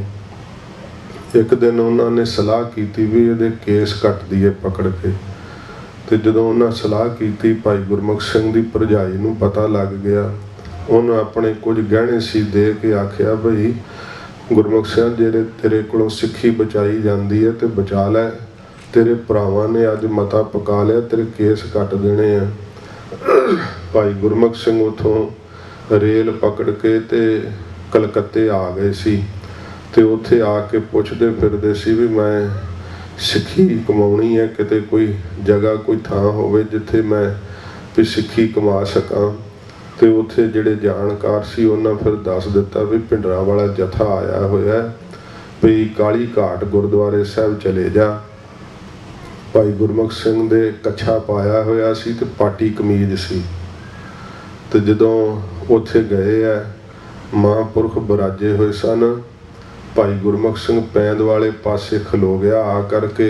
ਇੱਕਦਮ ਮਹਾਂਪੁਰਖ ਉੱਠ ਕੇ ਬੈਠ ਗਏ। ਸਿੰਘ ਆਪੋ ਆਪਣੇ ਵਿਹਾਰਾਂ ਵਿੱਚ ਲੱਗੇ ਹੋਏ ਸੀ। ਅਚਨਚੇਤ ਬੜੇ ਹੈਰਾਨ ਹੋਏ ਵੀ ਉਪਰਾ ਜਿਹਾ ਬੰਦਾ ਹੈ, ਮਹਾਂਪੁਰਖ ਇਹਦੇ ਨਾਲ ਗੱਲੀਂ ਪਏ ਹੋਏ ਆ।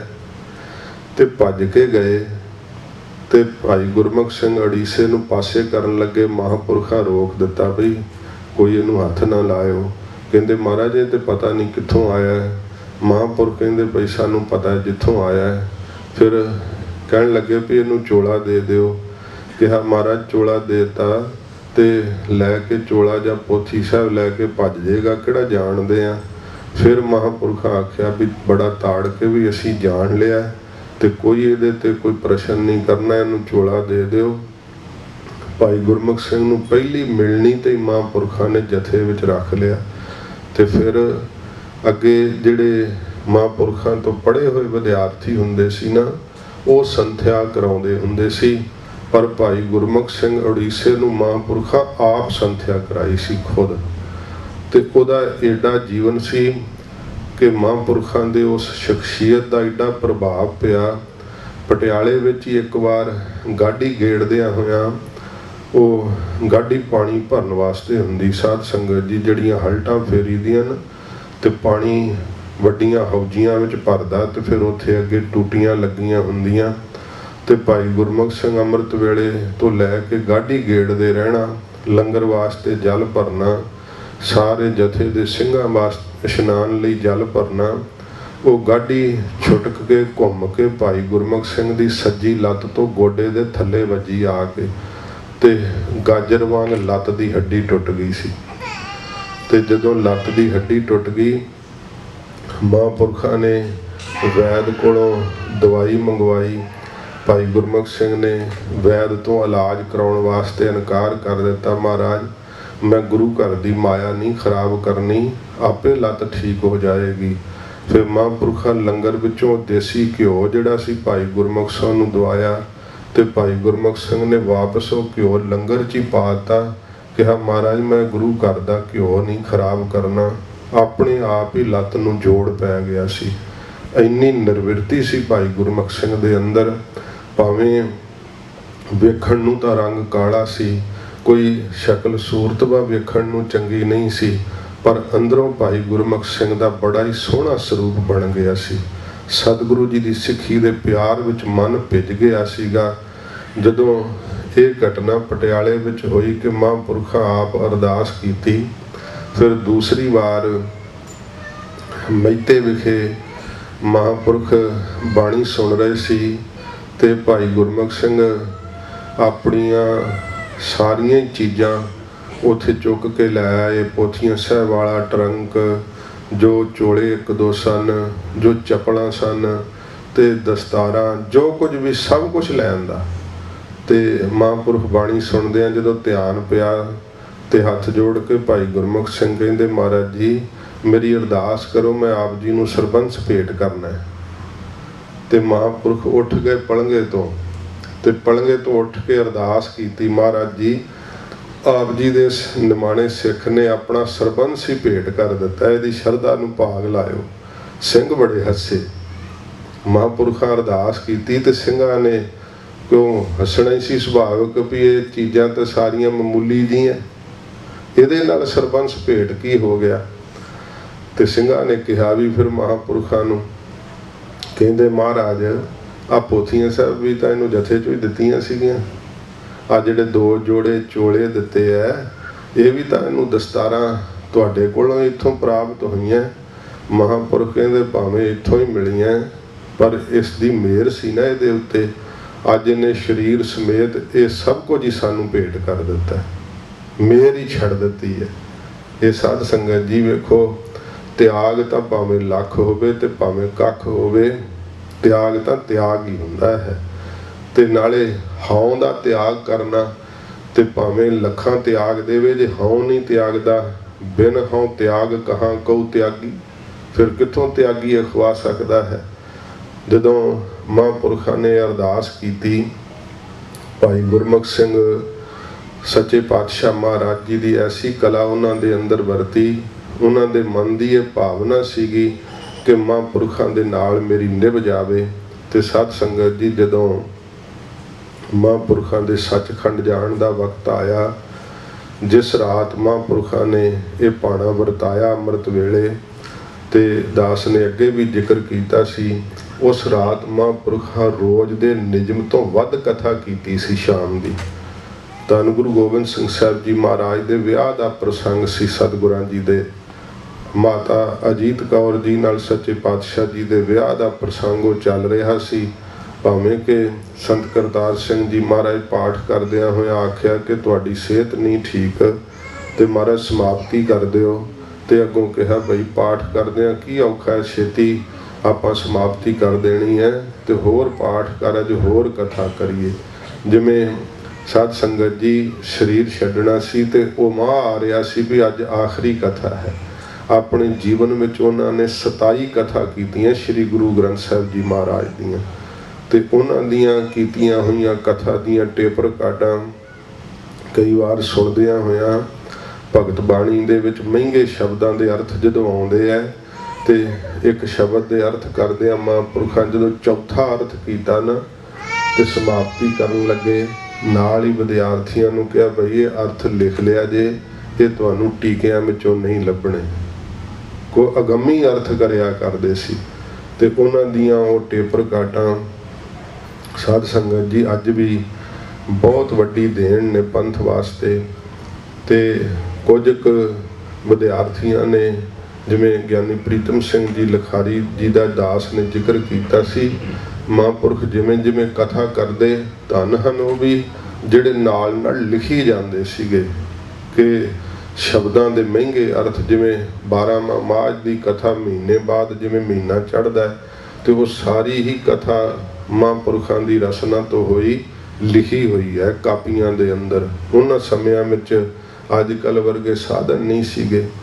ਤੋ ਜਦੋਂ ਮਹਾਂਪੁਰਖਾਂ ਦਾ ਸਰੀਰ ਢਿੱਲਾ ਹੋਇਆ, ਆਪ ਜੀ ਨੂੰ ਪਾਸੇ ਦਾ ਰੋਗ ਹੋ ਗਿਆ ਸੀਗਾ, ਜਿਹਨੂੰ ਅਧਰੰਗ ਦਾ ਰੋਗ ਕਹਿੰਦੇ ਹੈ।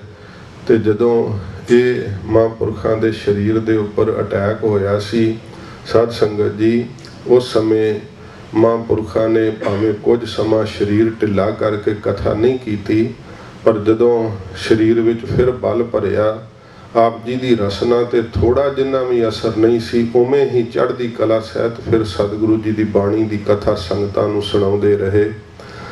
ਮਹਿਤੇ ਵਿਖੇ ਜਦੋਂ ਅੰਮ੍ਰਿਤ ਵੇਲੇ ਦੇ ਪੱਖ ਨਾਲ ਆਪ ਜੀ ਨੇ ਭਾਣਾ ਵਰਤਾਇਆ, ਸੰਤ ਜਰਨੈਲ ਸਿੰਘ ਜੀ ਮਹਾਂਪੁਰਖਾਂ ਨੇ ਵੀ ਉਸ ਸ਼ਾਮ ਦਾ ਬਚਨ ਆਪਣੀ ਕਥਾ ਵਿੱਚ ਕਿਹਾ। ਕਹਿੰਦੇ ਦਾਸ ਨੂੰ ਕੋਲ ਬੁਲਾਇਆ ਤੇ ਕੁਝ ਬਚਨ ਮੇਰੇ ਪ੍ਰਥਾਏ ਕਹੇ। ਇਹ ਮਹਾਂਪੁਰਖਾਂ ਦੇ ਬੋਲ ਨੇ ਕਹੇ ਹੋਏ। ਕਹਿੰਦੇ ਉਹ ਮੈਂ ਸੰਗਤ ਵਿੱਚ ਕਹਿਣੇ ਠੀਕ ਨਹੀਂ ਸਮਝਦਾ, ਪਤਾ ਨਹੀਂ ਹੁਣ ਕੀ ਕਿਹਾ ਹੋਊਗਾ, ਕੋਈ ਬਖਸ਼ਿਸ਼ ਦੇ ਬਚਨ ਹੀ ਕਹੇ ਹੋਣਗੇ। ਤੇ ਮਹਾਂਪੁਰਖਾਂ ਉਹ ਬਚਨ ਕਹੇ ਨਹੀਂ ਸੰਤ ਬਾਬਾ ਜਰਨੈਲ ਸਿੰਘ ਜੀ ਨੇ। ਤੇ ਕਹਿੰਦੇ ਮੈਨੂੰ ਨਗਰ ਨੂੰ ਭੇਜ ਦਿੱਤਾ ਸੀ। ਇਉਂ ਸਾਧ ਸੰਗਤ ਜੀ ਜਦੋਂ ਰਾਤ ਦਾ ਸਮਾਂ ਸੀ, ਖਾਲਸਾ ਜੀਵਨ ਵਿੱਚ ਤਾਂ ਲਿਖਿਆ ਹੋਇਆ ਜੋ ਮੈਂ ਹੁਣ ਘਟਨਾ ਸੁਣਾਉਣ ਲੱਗਿਆ, ਪਰ ਸੰਤ ਬਾਬਾ ਜਰਨੈਲ ਸਿੰਘ ਜੀ ਮਹਾਂਪੁਰਖਾਂ ਦੇ ਬੋਲ ਜਿਵੇਂ ਉਹਨਾਂ ਨੇ ਕਥਾ ਵਿੱਚ ਕਿਹਾ, ਉਹ ਥੋੜਾ ਜਿਹਾ ਡਿਫਰੈਂਟ ਹੈ। ਉਹ ਕਿਉਂ ਹੈ ਉਹਦਾ ਵੀ ਕਾਰਨ ਤੁਹਾਨੂੰ ਨਾਲ ਦੱਸਾਂਗਾ।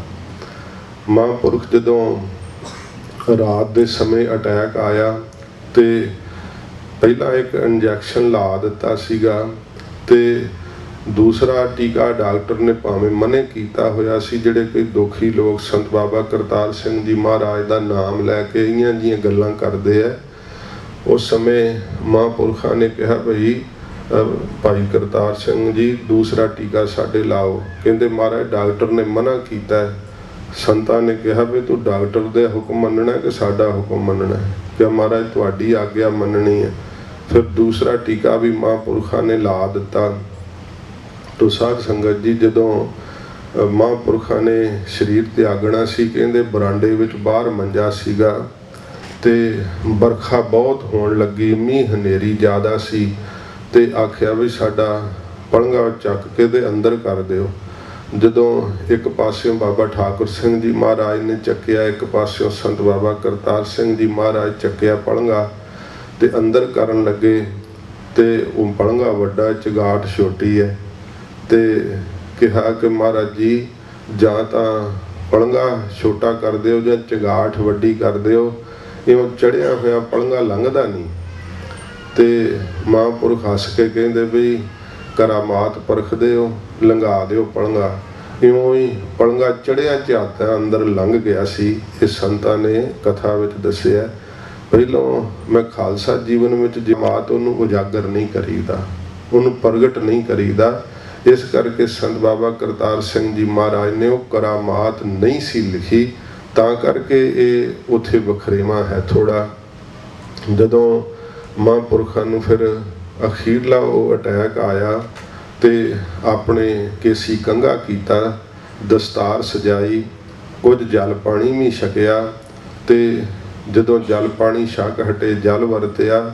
ਜਿੰਨੇ ਕੁ ਸਿੰਘ ਸਾਹਮਣੇ ਖਲੋਤੇ ਸਨ, ਭਾਈ ਗੁਰਮੁਖ ਸਿੰਘ ਰਾਤੀ ਸੇਵਾ ਕਰਦੇ ਸੀ, ਭੇਜ ਦਿੱਤਾ ਵੀ ਜਾ ਆਪਣੇ ਆਸਣ ਤੇ ਚੱਲ ਜਾ। ਬਾਹਰ ਮੋਟਰ ਤੇ ਆਸਣ ਸੀ ਭਾਈ ਗੁਰਮੁਖ ਸਿੰਘ ਜੀ ਦਾ।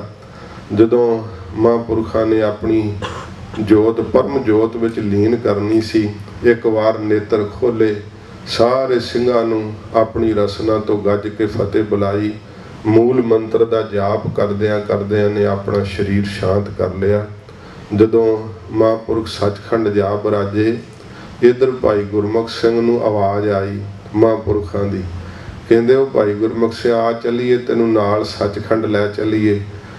ਭਾਈ ਗੁਰਮੁਖ ਸਿੰਘ ਇੱਕਦਮ ਉੱਠੇ, ਵੇਖਿਆ ਆਲਾ ਦੁਆਲਾ, ਭੱਜ ਕੇ ਆਏ।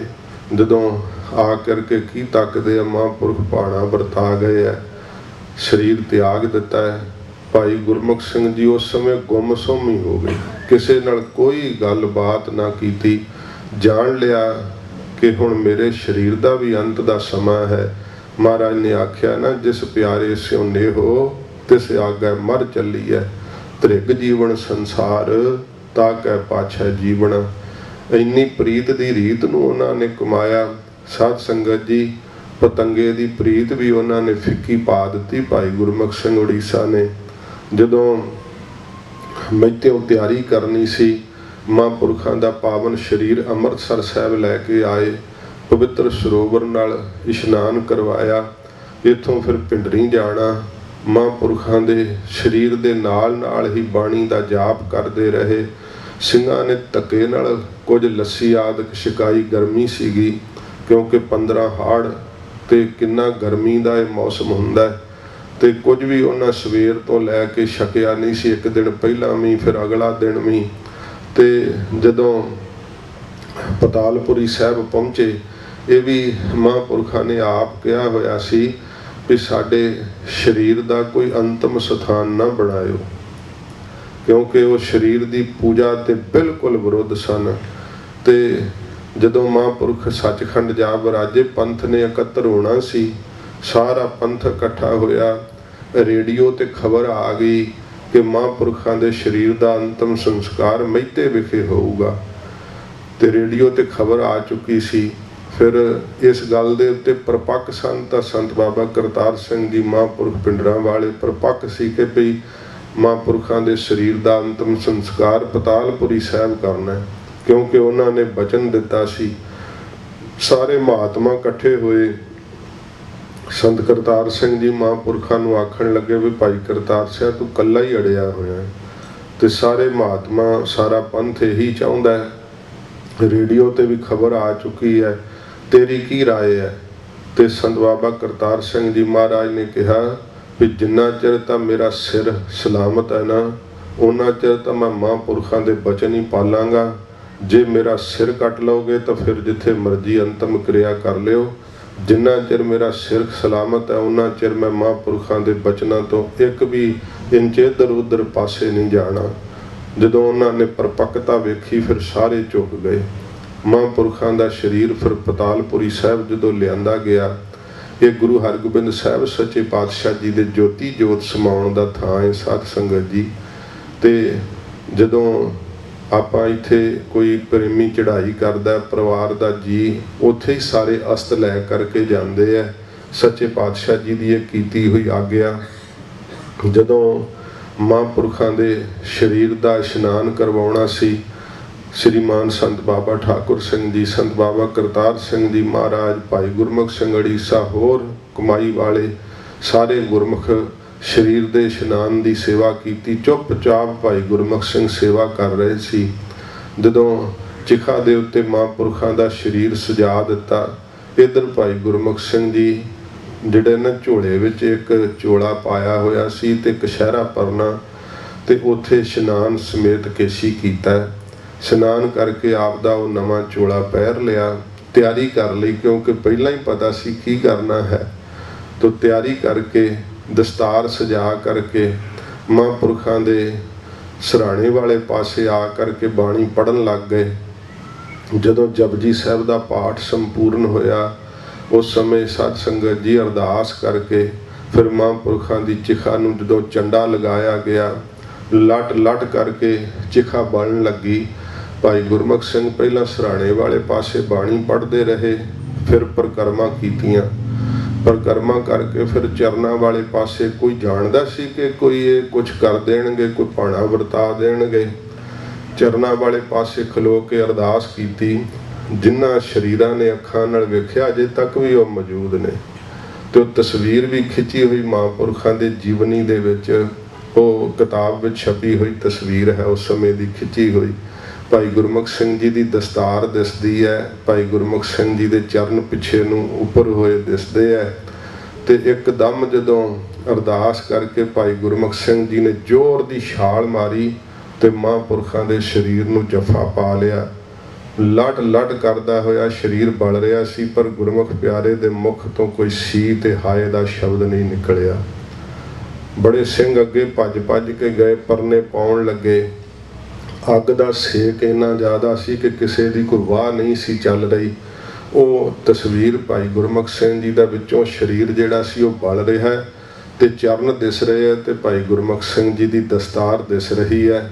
ਜਦੋਂ ਫਿਰ ਵੇਖ ਲਿਆ ਸਭ ਨੇ ਕਿ ਅਸਮਰੱਥ ਹੈ, ਕੋਈ ਕੁਛ ਨਹੀਂ ਕਰ ਸਕਦਾ, ਫਿਰ ਸਾਰੇ ਭਾਣਾ ਮੰਨ ਕੇ ਉਸ ਨਜ਼ਾਰੇ ਨੂੰ ਅੱਖੀਂ ਵੇਖ ਰਹੇ ਸਨ। ਕਦੇ ਸਦੀਆਂ ਪਹਿਲਾਂ ਸਤਿਗੁਰੂ ਗੁਰੂ ਹਰਗੋਬਿੰਦ ਸਾਹਿਬ ਸੱਚੇ ਪਾਤਸ਼ਾਹ ਮਹਾਰਾਜ ਦੀ ਪਾਵਨ ਪਵਿੱਤਰ ਦੇਹੀ ਦਾ ਜਦੋਂ ਗੁਰੂ ਹਰਿਰਾਏ ਸਾਹਿਬ ਜੀ ਨੇ ਅੰਤਮ ਸੰਸਕਾਰ ਕੀਤਾ ਸੀ, ਉਸ ਵਕਤ ਸਾਧ ਸੰਗਤ ਜੀ ਰਾਜਾ ਰਾਮ ਸਿੰਘ ਗੁਰੂ ਹਰਗੋਬਿੰਦ ਸਾਹਿਬ ਜੀ ਮਹਾਰਾਜ ਦੀ ਚਿਖਾ ਵਿੱਚ ਛਾਲ ਮਾਰ ਦਿੱਤੀ ਸੀ ਤੇ ਸਤਿਗੁਰੂ ਜੀ ਦੇ ਪਿਆਰ ਵਿੱਚ ਹੀ ਉਹ ਨਾਲ ਹੀ ਸੱਚਖੰਡ ਜਾ ਬਰਾਜੇ। ਇਵੇਂ ਭਾਈ ਗੁਰਮੁਖ ਸਿੰਘ ਉੜੀਸਾ ਰੀਤ ਦੀ ਉਸ ਰੀਤ ਨੂੰ ਕਮਾਉਂਦਿਆਂ ਹੋਇਆਂ ਮਹਾਂਪੁਰਖਾਂ ਦੇ ਗੜਵਈ ਬਣ ਕੇ ਨਾਲ ਹੀ ਸੱਚਖੰਡ ਜਾ ਬਰਾਜੇ, ਜਿੱਥੇ 15 ਹਾੜ ਨੂੰ ਵੱਡਾ ਜੋੜ ਮੇਲਾ ਹੁੰਦਾ ਹੈ। ਮਹਾਂਪੁਰਖਾਂ ਦੀ ਯਾਦ ਵਿੱਚ ਸ੍ਰੀ ਅਖੰਡ ਪਾਠ ਸਾਹਿਬਾਂ ਦੇ ਭੋਗ ਪੈਂਦੇ ਹੈ। ਤੇ ਜਦੋਂ ਅਸੀਂ ਛੋਟੇ ਸਾਂ ਜਥੇ ਵਿੱਚ ਰਹਿੰਦੇ ਸਾਂ, ਭਾਈ ਗੁਰਮੁਖ ਸਿੰਘ ਜੀ ਦੀ ਯਾਦ ਵਿੱਚ ਵੀ ਅਖੰਡ ਪਾਠ ਸਾਹਿਬ ਹੁੰਦੇ, ਭਾਈ ਗੁਰਮੁਖ ਸਿੰਘ ਜੀ ਦੀ ਵੀ ਨਾਲ ਹੀ ਅਰਦਾਸ ਹੁੰਦੀ। ਇਹ ਗੁਰਮੁਖ ਪਿਆਰੇ ਨੇ ਐਸਾ ਜੀਵਨ ਜੀਵਿਆ ਕਿ ਪਤੰਗੇ ਦੀ ਰੀਤ ਨੂੰ ਵੀ ਫਿੱਕਾ ਪਾ ਦਿੱਤਾ।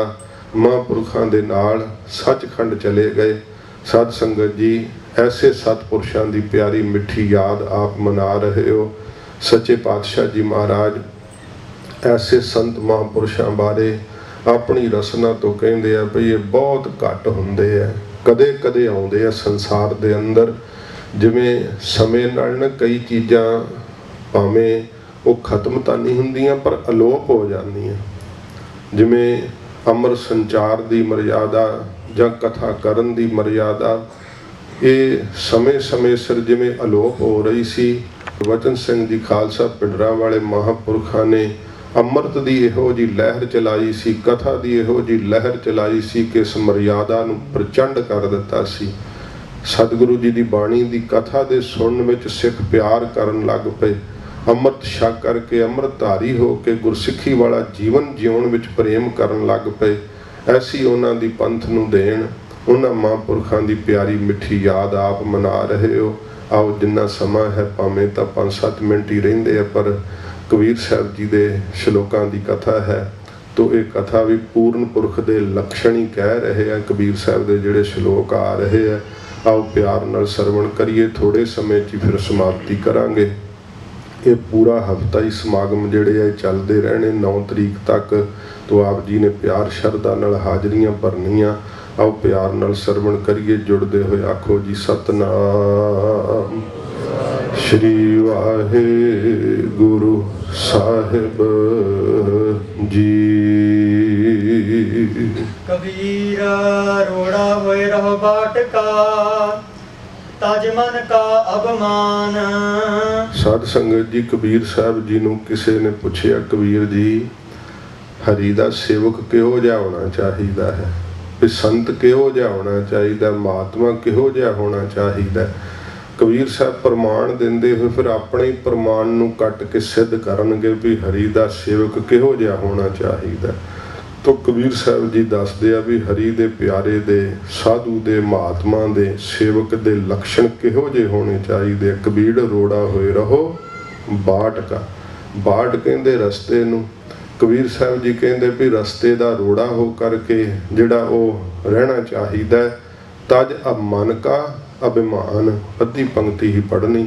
ਤੋ ਕਬੀਰ ਸਾਹਿਬ ਕਹਿੰਦੇ ਨੇ ਭਾਈ ਰਸਤੇ ਦਾ ਰੋੜਾ ਹੋ ਕਰਕੇ ਰਹਿਣਾ ਕਰ। ਐਸਾ ਕੋਈ ਦਾਸ ਹੋਏ, ਤੇ ਇਹੋ ਜਿਹਾ ਕੋਈ ਦਾਸ ਸੇਵਕ ਬਣ ਜਾਵੇ, ਆਪਣਾ ਤਜ ਮਨ ਕਾ ਅਭਿਮਾਨ ਛੱਡ ਕਰਕੇ ਰਸਤੇ ਦਾ ਰੋੜਾ ਹੋ ਕਰਕੇ ਜੇ ਕਰਕੇ ਰਹੇ ਤਾਂ ਇਹੋ ਜਿਹਾ ਕੋਈ ਸੇਵਕ ਬਣ ਜਾਵੇ। ਤਾਹੇ ਮਿਲੇ ਭਗਵਾਨ। ਉਹਨੂੰ ਕਬੀਰ ਸਾਹਿਬ ਜੀ ਕਹਿੰਦੇ ਭਾਈ ਭਗਵਾਨ ਮਿਲ ਸਕਦਾ ਹੈ, ਉਹਨੂੰ ਪਰਮੇਸ਼ਰ ਦੀ ਪ੍ਰਾਪਤੀ ਹੋ ਸਕਦੀ ਹੈ। ਇਹਦੇ ਅੰਤਰੀਵ ਅਰਥ ਵੀ ਹਨ, ਪਰ ਬਾਹਰੀ ਅਰਥ ਹੀ ਪਹਿਲਾਂ ਸਰਵਣ ਕਰੀਏ। ਕਹਿੰਦੇ ਉਹਨੂੰ ਭਾਈ ਪਰਮੇਸ਼ਰ ਦੀ ਪ੍ਰਾਪਤੀ ਹੋ ਸਕਦੀ ਆ। ਕਬੀਰ ਰੋੜਾ ਹੁਆ ਤਾਂ ਕਿਆ ਭਇਆ। ਫਿਰ ਕਬੀਰ ਸਾਹਿਬ ਆਪਣੇ ਕਥਨ ਨੂੰ ਹੀ ਫਿਰ ਜਿਹੜਾ ਉਹ ਕਹਿੰਦੇ ਵੀ ਨਹੀਂ, ਇਹ ਗੱਲ ਠੀਕ ਨਹੀਂ ਵੀ ਰੋੜਾ ਹੋ ਗਿਆ ਰਸਤੇ ਦਾ ਤੇ ਫਿਰ ਕੀ ਹੋ ਗਿਆ। ਪੰਥੀ ਕੋ ਦੁਖ ਦੇ। ਤੇ ਰਸਤੇ ਦੇ ਵਿੱਚ ਰੋੜਾ ਹੋਵੇ ਤੇ ਜਿਹੜੇ ਪੰਥੀ ਰਾਹਗੀਰ ਹੁੰਦੇ ਆ ਉਹਨਾਂ ਨੂੰ ਠੇਡੇ ਨਹੀਂ ਮਾਰਦਾ, ਠੇਡੇ ਲੱਗ ਲੱਗ ਕੇ ਡਿੱਗ ਜਾਂਦੇ ਆ, ਸੱਟ ਲੱਗ ਜਾਂਦੀ ਹੈ। ਕਹਿੰਦੇ ਰੋੜਾ ਹੋ ਗਿਆ ਤਾਂ ਕੀ ਹੋ ਗਿਆ, ਪਰ ਰਾਹਗੀਰਾਂ ਨੂੰ ਤਾਂ ਠੇਡੇ ਲਾਉਣ ਦਾ ਕਾਰਨ ਬਣਦਾ ਰਿਹਾ।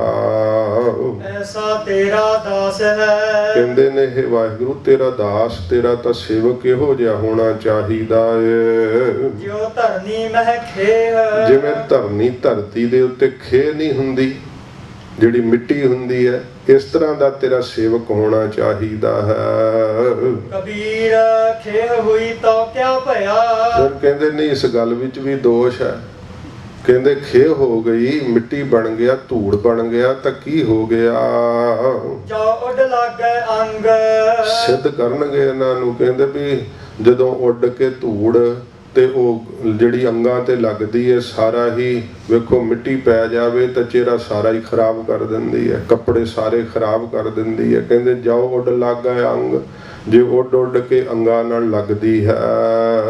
ਹਰ ਜਨ ਐਸਾ ਚਾਹੀਏ। ਫਿਰ ਹਰੀ ਦਾ ਸੇਵਕ ਕਬੀਰ ਜੀ ਕਿਹੋ ਜਿਹਾ ਚਾਹੀਦਾ। ਕਹਿੰਦੇ ਇਹੋ ਜਿਹਾ ਚਾਹੀਦਾ ਹਰੀ ਦਾ ਸੇਵਕ। ਜੋ ਪਾਣੀ ਸਰਬੰਗ। ਜਿਵੇਂ ਸਾਰੇ ਅੰਗਾਂ ਕਰਕੇ ਕਹਿੰਦੇ ਵੀ ਪਾਣੀ ਨਿਰਮਲ ਹੁੰਦਾ, ਇਹ ਜਿਹਾ ਹਰੀ ਦਾ ਸੇਵਕ ਚਾਹੀਦਾ। ਕਬੀਰ ਸਾਹਿਬ ਨੂੰ ਫਿਰ ਪਾਣੀ ਵਿੱਚ ਵੀ ਦੋਸ਼ ਦਿਸ ਪਿਆ ਤੇ ਕਹਿੰਦੇ ਹਨ ਕਬੀਰ ਪਾਣੀ ਹੁਆ ਤਾਂ ਕਿਆ ਭਇਆ। ਕਬੀਰ ਜੀ ਕਹਿੰਦੇ ਵੀ ਪਾਣੀ ਵਰਗਾ ਹੋ ਗਿਆ ਤਾਂ ਕੀ ਹੋ ਗਿਆ। ਸੀਰਾ ਤਾਤਾ ਹੋਏ। ਉਹ ਠੰਡ ਵਿੱਚ ਰੱਖਿਆ, ਛਾਵੇਂ ਰੱਖਿਆ ਸੀਰਾ ਠੰਡਾ ਹੋ ਜਾਂਦਾ ਪਾਣੀ, ਤੇ ਧੁੱਪ ਵਿੱਚ ਰੱਖਿਆ ਤਾਤਾ ਤੱਤਾ ਹੋ ਜਾਂਦਾ, ਅੱਗ ਤੇ ਚੜਾ ਦੋ ਤੇ ਤਪ ਜਾਂਦਾ ਹੈ। ਕਹਿੰਦੇ ਪਾਣੀ ਵਰਗਾ ਹੋ ਗਿਆ ਤਾਂ ਕੀ ਹੋ ਗਿਆ, ਕਿਉਂਕਿ ਸੀਰਾ ਤਾਤਾ ਹੋਏ। ਪਾਣੀ ਕਦੇ ਠੰਡਾ ਹੋ ਜਾਂਦਾ, ਕਦੇ ਤੱਤਾ ਹੋ ਜਾਂਦਾ, ਧੁੱਪੇ ਰੱਖਿਆ। ਹਰ ਜਨ ਐਸਾ ਚਾਹੀਏ। ਫਿਰ ਕਬੀਰ ਜੀ ਹਰੀ ਦਾ ਸੇਵਕ ਕਿਹੋ ਜਿਹਾ ਚਾਹੀਦਾ। ਕਹਿੰਦੇ ਹਰ ਜਨ ਐਸਾ ਚਾਹੀਏ। ਹਰੀ ਦਾ ਜਨ ਸੇਵਕ ਤਾਂ ਭਾਈ ਇਹੋ ਜਿਹਾ ਚਾਹੀਦਾ ਹੈ ਜੈਸਾ ਹਰ ਹੀ ਹੋਏ। ਜਿਸ ਤਰ੍ਹਾਂ ਹਰੀ ਆਪ ਹੈ ਨਾ, ਹਰੀ ਦਾ ਸੇਵਕ ਵੀ ਉਹੋ ਜਿਹਾ ਹੀ ਹਰੀ ਵਰਗਾ ਹੀ ਚਾਹੀਦਾ ਹੈ। ਤੇ ਸਾਧ ਸੰਗਤ ਜੀ, ਜਿਹੜੇ ਹਰੀ ਦੇ ਸੇਵਕ ਹੁੰਦੇ ਆ ਨਾ, ਉਹ ਵਾਹਿਗੁਰੂ ਦਾ ਹੀ ਰੂਪ ਹੋ ਜਾਂਦੇ ਆ, ਪਰ ਆਪਣੇ ਆਪ ਨੂੰ ਕਦੇ ਉਹ ਜਣਾਉਂਦੇ ਨਹੀਂ। ਤੋ ਅੰਤਰੀਵ ਸੁਣੋ, ਫਿਰ ਆਪਾਂ ਸਮਾਪਤੀ ਕਰ ਦਿੰਨੇ ਆ। ਕਬੀਰ ਸਾਹਿਬ ਕਹਿੰਦੇ ਹਨ ਕਬੀਰ ਰੋੜਾ ਹੋਏ ਰਹੋ ਬਾਟਕਾ। ਸਾਧ ਸੰਗਤ ਜੀ, ਜਿਹੜਾ ਰੋੜਾ ਹੁੰਦਾ ਨਾ, ਉਹ ਕਿਸੇ ਪ੍ਰਕਾਰ ਕਿਸੇ ਦੇ ਕਹੇ ਹੋਏ ਕੌੜੇ ਬੋਲ ਜਿਹੜੇ ਸਹਾਰ ਲੈਣੇ, ਆਪਣੇ ਆਪ ਨੂੰ ਰੋੜੇ ਵਾਂਗ ਕੋਈ ਠੋਕਰਾ ਮਾਰਦਾ ਹੈ। ਕਿਸੇ ਨੇ ਕੋਈ ਕੌੜਾ ਬੋਲ ਕਹਿ ਦਿੱਤਾ, ਠੋਕਰ ਮਾਰਨ ਰੂਪ, ਉਹ ਸਹਾਰ ਲੈਣਾ ਮਨ ਦੇ ਅੰਦਰ। ਤੇ ਜਿਹੜਾ ਰੋੜਾ ਬਣ ਕਰਕੇ ਪਰਮਾਰਥ ਦੇ ਰਾਹ ਤੇ ਕਬੀਰ ਸਾਹਿਬ ਕਹਿੰਦੇ ਭਾਈ ਚੱਲਣਾ ਕਰੇ। ਤਜ ਮਨ ਕਾ ਅਭਿਮਾਨ। ਆਪਣੇ ਮਨ ਦਾ ਜਿਹੜਾ ਅਭਿਮਾਨ ਛੱਡਣਾ ਨਾ, ਇਹੀ ਰੋੜਾ ਬਣਨਾ ਹੈ। ਆਪਣੇ ਮਨ ਦਾ ਅਭਿਮਾਨ ਛੱਡ ਦੇਵੇ, ਗੁਣਾਂ ਦਾ ਮਾਨ ਛੱਡ ਦੇਵੇ, ਪਰਮਾਰਥ ਦੇ ਰਾਹ ਦੇ ਉੱਤੇ ਰੋੜਾ ਬਣ ਕਰਕੇ ਜਿਹੜਾ ਹੈ ਉਹ ਰਹਿਣਾ ਕਰੇ। ਐਸਾ ਕੋਈ ਦਾਸ ਹੋਏ। ਕਬੀਰ ਸਾਹਿਬ ਕਹਿੰਦੇ ਇਹੋ ਜਿਹਾ ਕੋਈ ਭਾਈ ਪਰਮੇਸ਼ਰ ਦਾ ਦਾਸ ਜੇ ਕਰਕੇ ਹੋਵੇ ਤਾਂ ਤਾਹੇ ਮਿਲੇ ਭਗਵਾਨ। ਜੇ ਸਰੀਰ ਦਾ ਅਭਿਮਾਨ ਛੱਡੇ ਤੇ ਉਹਨੂੰ ਭਗਵਾਨ ਮਿਲ ਸਕਦਾ ਹੈ, ਪਰਮੇਸ਼ਰ ਮਿਲ ਸਕਦਾ ਹੈ। ਕਬੀਰ ਰੋੜਾ ਹੁਆ ਤਾਂ ਕਿਆ ਭਇਆ। ਕਬੀਰ ਸਾਹਿਬ ਕਹਿੰਦੇ ਭਈ ਰੋੜੇ ਵਾਂਗ ਜੇ ਹੋ ਗਿਆ, ਪਰਮਾਰਥ ਦੇ ਰਾਹ ਦੇ ਉੱਤੇ ਕਿਸੇ ਦੇ ਕਹੇ ਕੌੜੇ ਵਾਕ ਸਹਾਰ ਲਏ। ਜਿਵੇਂ ਠੇਡੇ ਖਾਂਦੇ ਆ ਨਾ ਲੋਕ, ਤੇ ਠੁੱਡੇ ਮਾਰਦੇ ਆ ਰੋੜੇ ਨੂੰ। ਕਹਿੰਦੇ ਨੇ ਇਸ ਪ੍ਰਕਾਰ ਜਿਹੜੀਆਂ ਹਨ, ਕਿਸੇ ਦੇ ਕਹੇ ਹੋਏ ਬੋਲਾਂ ਨੂੰ ਸਹਾਰ ਲਿਆ, ਮਨ ਦਾ ਅਭਿਮਾਨ ਵੀ ਛੱਡ ਦਿੱਤਾ, ਤੇ ਫਿਰ ਕੀ ਹੋ ਗਿਆ। ਪੰਥੀ ਕੋ ਦੁਖ ਦੇ। ਪਰ ਜਿਹੜੇ ਵਾਹਿਗੁਰੂ ਦੇ ਰਾਹ ਦੇ ਜਿਹੜੇ ਹਨ ਇੱਛਕ ਹੁੰਦੇ ਆ, ਪ੍ਰੇਮੀ ਹੁੰਦੇ, ਇਸ ਪਰਮਾਰਥ ਦੇ ਪੰਥ ਦੇ ਉੱਤੇ, ਰਾਹ ਦੇ ਉੱਤੇ ਚੱਲਣ ਵਾਲੇ, ਬਾਹਰੋਂ ਤਾਂ ਲੋਕਾਂ ਦੇ ਕਹੇ ਹੋਏ ਕੌੜੇ ਬਾਕ ਸਹਾਰ ਲਏ, ਪਰ ਸੰਤਾਂ ਮਹਾਤਮਾ ਵਿੱਚ ਕੁਤਰਕਾਂ ਕਰਨ ਲੱਗ ਪਿਆ, ਉਹਨਾਂ ਨੂੰ ਠੇਡੇ ਮਾਰਨ ਲੱਗ ਗਿਆ। ਜਿਹੜਾ ਹੁੰਦਾ ਸਾਧ ਸੰਗਤ ਜੀ ਆਪਣੇ ਫਿਰਕੇ ਨਾਲ ਕਈ ਵੈਰ ਕਰਦੇ ਆ ਤੇ ਬਾਹਰੋਂ ਜਿਹੜਾ ਉਹਨਾਂ ਨੂੰ ਸਾਰਿਆਂ ਨੂੰ ਸਮਾਨ ਸਮਝਦੇ ਆ, ਬਾਹਰੋਂ ਵੈਰ ਮਿਟਾ ਲੈਂਦੇ ਆ ਪਰ ਆਪਣੇ ਮਹਿਕਮੇ ਨਾਲ ਵੈਰ ਕਰਦੇ ਰਹਿੰਦੇ ਆ। ਜਿਵੇਂ ਇੱਕ ਦੂਸਰੇ ਦੇ ਨਾਲ ਜਿਹੜੇ ਤਿਆਗੀ ਹੁੰਦੇ ਆ ਉਹ ਵੀ ਵੈਰ ਕਰਦੇ ਆ। ਜਿਹੜੇ ਕੋਈ ਸਾਧ ਸੰਗਤ ਜੀ ਕਮਾਈ ਸਾਧਨਾ ਕਰਦੇ ਆ, ਮਹਾਂਪੁਰਖ ਵੀ ਦੱਸਿਆ ਕਰਦੇ ਬਈ ਇੰਨੀ ਕਮਾਈ ਵਾਲੇ ਜਥੇ ਵਿੱਚ ਸਿੰਘ ਰਹਿੰਦੇ, ਕਈ ਵਾਰ ਉਹਨਾਂ ਵਿੱਚ ਵੀ ਇੱਕ ਦੂਸਰੇ ਨਾਲ ਈਰਖਾ ਕਰਨ ਵਾਲੇ ਲੱਭ ਜਾਂਦੇ ਸੀਗੇ। ਤੋ ਈਰਖਾ ਮਨ ਦੇ ਅੰਦਰੋਂ ਆਪਣੇ ਜਿਹੜਾ ਬਰਾਬਰ ਹੋਵੇ ਉਹਦੇ ਨਾਲ ਹੋ ਹੀ ਜਾਂਦੀ ਹੈ ਸੁਭਾਵਿਕ। ਕਬੀਰ ਸਾਹਿਬ ਕਹਿੰਦੇ ਭਈ ਬਾਹਰੋਂ ਕਿਸੇ ਦੇ ਕਹੇ ਹੋਏ ਕੌੜੇ ਵਾਕ ਜਿਹੜੇ ਸੀ ਉਹ ਤਾਂ ਸਹਾਰ ਲਏ, ਪਰ ਆਪਣੇ ਸੰਗੀ ਸਾਥੀ ਜਿਹੜੇ ਨਾਮ ਸਿਮਰਨ ਦੀ ਕਮਾਈ ਕਰਦੇ ਸੀ, ਵਾਹਿਗੁਰੂ ਦੇ ਭਾਵ ਭਗਤੀ ਦੇ ਪੰਥ ਰਸਤੇ ਤੇ ਚੱਲਣ ਵਾਲੇ ਸੀ, ਉਹਨਾਂ ਵਿੱਚ ਕੁਤਰਕਾਂ ਕੱਢਣ ਲੱਗ ਪਿਆ ਵੀ ਇਉਂ ਨਹੀਂ ਕਰਦਾ, ਇਹਦੀ ਨਹੀਂ ਕਮਾਈ ਠੀਕ, ਇਹਨੂੰ ਨਹੀਂ ਪਤਾ ਮਰਿਆਦਾ ਕੀ ਹੁੰਦੀ ਹੈ ਕਿ ਉਹਦੀ ਪ੍ਰਭਤਾ ਨਾ ਵੱਧ ਜਾਵੇ। ਇਸ ਤਰ੍ਹਾਂ ਕੁਤਰਕਾਂ ਰੂਪੀ ਠੇਡੇ ਜਿਹੜਾ ਸੀ ਸੰਤਾਂ ਭਗਤਾਂ ਨੂੰ ਮਾਰਨ ਲੱਗ ਪਿਆ। ਕਬੀਰ ਸਾਹਿਬ ਜੀ ਕਹਿੰਦੇ ਹੈ ਪਰਮੇਸ਼ਰ ਤੇਰਾ ਦਾਸ ਤਾਂ ਇਹ ਜਿਹਾ ਹੋਣਾ ਚਾਹੀਦਾ ਏ ਜਿਵੇਂ ਧਰਤੀ ਵਿੱਚ ਖੇਹ ਹੁੰਦੀ, ਭਾਵ ਨਿਮਰਤਾ ਧਾਰਨ ਕੀਤੀ ਹੋਵੇ, ਸਭ ਦੇ ਚਰਨਾਂ ਦੀ ਧੂੜ ਬਣਿਆ ਹੋਏ। ਕਬੀਰ ਸਾਹਿਬ ਜਿਵੇਂ ਕਹਿੰਦੇ ਕਬੀਰ ਸਭ ਤੇ ਹਮ ਬੁਰੇ, ਹਮ ਤਜ ਭਲੋ ਸਭ ਕੋਏ, ਜਿਨ ਐਸਾ ਕਰ ਬੂਝਿਆ ਮੀਤ ਹਮਾਰਾ ਸੋਏ। ਇਹ ਜੀ ਨਿਮਰਤਾ ਵਾਲਾ ਮਹਾਰਾਜ ਤੇਰਾ ਸੰਤ ਤੇਰਾ ਸਾਧੂ ਹੁੰਦਾ ਏ। ਕਬੀਰ ਖੇਹ ਹੋਈ ਤਾਂ ਕਿਆ ਭਇਆ। ਕਬੀਰ ਸਾਹਿਬ ਕਹਿੰਦੇ ਵੀ ਨਿਮਰਤਾ ਇੰਨੀ ਧਾਰ ਲਈ ਤਾਂ ਕੀ ਹੋ ਗਿਆ। ਜੋ ਉੱਡ ਲੱਗੇ ਅੰਗ, ਜੋ ਖੇ ਜਿਹੜੀ ਹੁੰਦੀ ਹੈ ਉੱਡ ਕੇ ਅੰਗਾਂ ਨਾਲ ਲੱਗਦੀ ਹੈ ਨਾ। ਕਬੀਰ ਸਾਹਿਬ ਕਹਿੰਦੇ ਵੀ ਜਦੋਂ ਇੰਨੀ ਹੀ ਨਿਮਰਤਾ ਧਾਰ ਲਈ ਤੇ ਕਦੇ ਕੋਈ ਲਤੜ ਗਿਆ, ਕਦੇ ਕੋਈ ਲਤਾੜ ਗਿਆ, ਫਿਰ ਧਰਮ ਵੀ ਜਿਹੜਾ ਉਹਨਾਂ ਕੋਲ ਨਿਭਾਇਆ ਨਹੀਂ ਜਾਂਦਾ। ਸਾਧ ਸੰਗਤ ਜੀ ਕੋਈ ਆ ਜਾਵੇ ਤੇ ਉਹਦੇ ਨਾਲ ਹੀ ਰਲ ਜਾਂਦੇ ਆ। ਜੇ ਕੋਈ ਸ਼ਰਾਬੀ ਆ ਗਿਆ ਤੇ ਉਹਦੇ ਨਾਲ ਰਲ ਕੇ ਸ਼ਰਾਬ ਪੀਣ ਲੱਗ ਜਾਂਦੇ ਆ। ਜੇ ਕੋਈ ਤਮੋਗੁਣੀ ਆ ਗਿਆ ਤੇ ਉਹਦੇ ਨਾਲ ਮਿਲ ਕਰਕੇ ਤਮੋਗੁਣੀ ਹੋ ਜਾਂਦੇ ਆ। ਜਿਵੇਂ ਗੰਗਾ ਗਏ ਤੇ ਗੰਗਾ ਰਾਮ, ਜਮਨਾ ਗਏ ਤੇ ਜਮਨਾ ਦਾਸ। ਰੱਬ ਦਾ ਸੇਵਕ ਇਹੋ ਜਿਹਾ ਥੋੜ੍ਹਾ ਹੁੰਦਾ ਹੈ। ਜਿਹੋ ਜਿਹਾ ਕੋਈ ਮਿਲੇ ਉਹਦੇ ਅੰਗਾਂ ਨਾਲ ਹੀ ਰਲ ਗਿਆ, ਉਹੋ ਜਿਹਾ ਹੀ ਹੋ ਗਿਆ। ਮਹਾਂਪੁਰਖ ਸੰਤ ਗਿਆਨੀ ਗੁਰਬਚਨ ਸਿੰਘ ਜੀ ਮਹਾਰਾਜ ਇੱਕ ਬਚਨ ਸੁਣਾਉਂਦੇ ਸੀ ਕਥਾ ਵਿੱਚ। ਕਹਿੰਦੇ ਵੀ ਇੱਕ ਜਥੇ ਵਿੱਚ ਰਹਿੰਦਾ, ਬੜੀ ਰਹਿਤ ਰੱਖਦਾ ਸੀ ਤੇ ਬੜਾ ਨਿਯਮ ਰੱਖਿਆ ਕਰੇ। ਕਹਿੰਦੇ ਹਜੂਰ ਸਾਹਿਬ ਗਿਆ, ਉਹ ਇਹੋ ਜਿਹਾ ਖੁੱਲ੍ਹਾ ਹੋਇਆ, ਕਹਿੰਦੇ ਸਭ ਕੁਝ ਹੀ ਫਿਰ ਛਕਣ ਛਕਾਉਣ ਲੱਗ ਪਿਆ। ਬੜੀ ਮਰਜ਼ਾਦਾ ਹੋਰ ਹੀ ਦੱਸੀ ਜਾਵੇ। ਜਿਹੋ ਜਿਹਾ ਭਾਈ ਕਿਸੇ ਨਾਲ ਰਲ ਕਰਕੇ ਉਹੋ ਜਿਹਾ ਹੀ ਹੋ ਜਾਵੇ। ਕੋਈ ਕੁਪੰਥੀ ਮਿਲੇ ਤੇ ਕੁਪੰਥੀਆਂ ਨਾਲ ਰਲ ਕਰਕੇ ਖੋਟਾ ਪੰਥੀ ਚਲਾ ਲਵੇ ਤੇ ਇਹ ਫਿਰ ਗੱਲ ਜਿਹੜੀ ਉਹ ਸਹੀ ਨਹੀਂ। ਨਿਮਰਤਾ ਰੱਖਣੀ ਹੈ ਜਿਹੜੀ, ਉਹਦਾ ਵੀ ਸਾਧ ਸੰਗਤ ਜੀ ਕੀ ਹੈ। ਜੇ ਧਰਮ ਤੋਂ ਕੋਈ ਉਲਟ ਦੱਸੇ ਤੇ ਉੱਥੇ ਕੀ ਨਿਮਰਤਾ ਹੈ। ਉੱਥੇ ਨਿਮਰਤਾ ਨਹੀਂ ਧਾਰਨ ਕਰਨੀ ਚਾਹੀਦੀ। ਉੱਥੇ ਤਾਂ ਧਰਮ ਦੀ ਰੱਖਿਆ ਵਾਸਤੇ ਸਗੋਂ ਸ਼ੇਰ ਬਣਨਾ ਚਾਹੀਦਾ, ਬਲਵਾਨ ਬਣ ਕੇ ਧਰਮ ਲਈ ਕੁਰਬਾਨੀ ਕਰਨੀ ਚਾਹੀਦੀ ਹੈ। ਉਹੋ ਜੀ ਨਿਮਰਤਾ ਤਾਂ ਬੁਜ਼ਦਲੀ ਦਾ ਕਾਰਨ ਹੁੰਦਾ। ਕਬੀਰ ਸਾਹਿਬ ਕਹਿੰਦੇ ਭਾਈ ਉਹ ਹਰੀ ਦਾ ਸੇਵਕ ਨਹੀਂ ਹੋ ਸਕਦਾ। ਜਨ ਐਸਾ ਚਾਹੀਏ, ਹਰੀ ਦਾ ਜਨ ਸੇਵਕ ਪਿਆਰਾ ਤਾਂ ਇਹ ਜਿਹਾ ਚਾਹੀਦਾ ਹੈ ਜੋ ਪਾਣੀ ਸਰਬੰਗ, ਜੋ ਸਰਬੰਗਾ ਕਰਕੇ ਪਾਣੀ ਜਿਹੜਾ ਹੁੰਦਾ ਨਾ ਨਿਰਮਲ। ਕਹਿੰਦੇ ਇਹੋ ਜਿਹਾ ਹਰੀ ਦਾ ਸੇਵਕ ਜਿਹੜਾ ਉਹ ਬਣਨਾ ਚਾਹੀਦਾ। ਪਾਣੀ ਵਰਗਾ ਸੁਭਾਅ ਹੋਣਾ ਚਾਹੀਦਾ। ਫਿਰ ਅੱਗੋਂ ਨਿਰਣਾ ਕਰਕੇ ਦੱਸਦੇ ਹਨ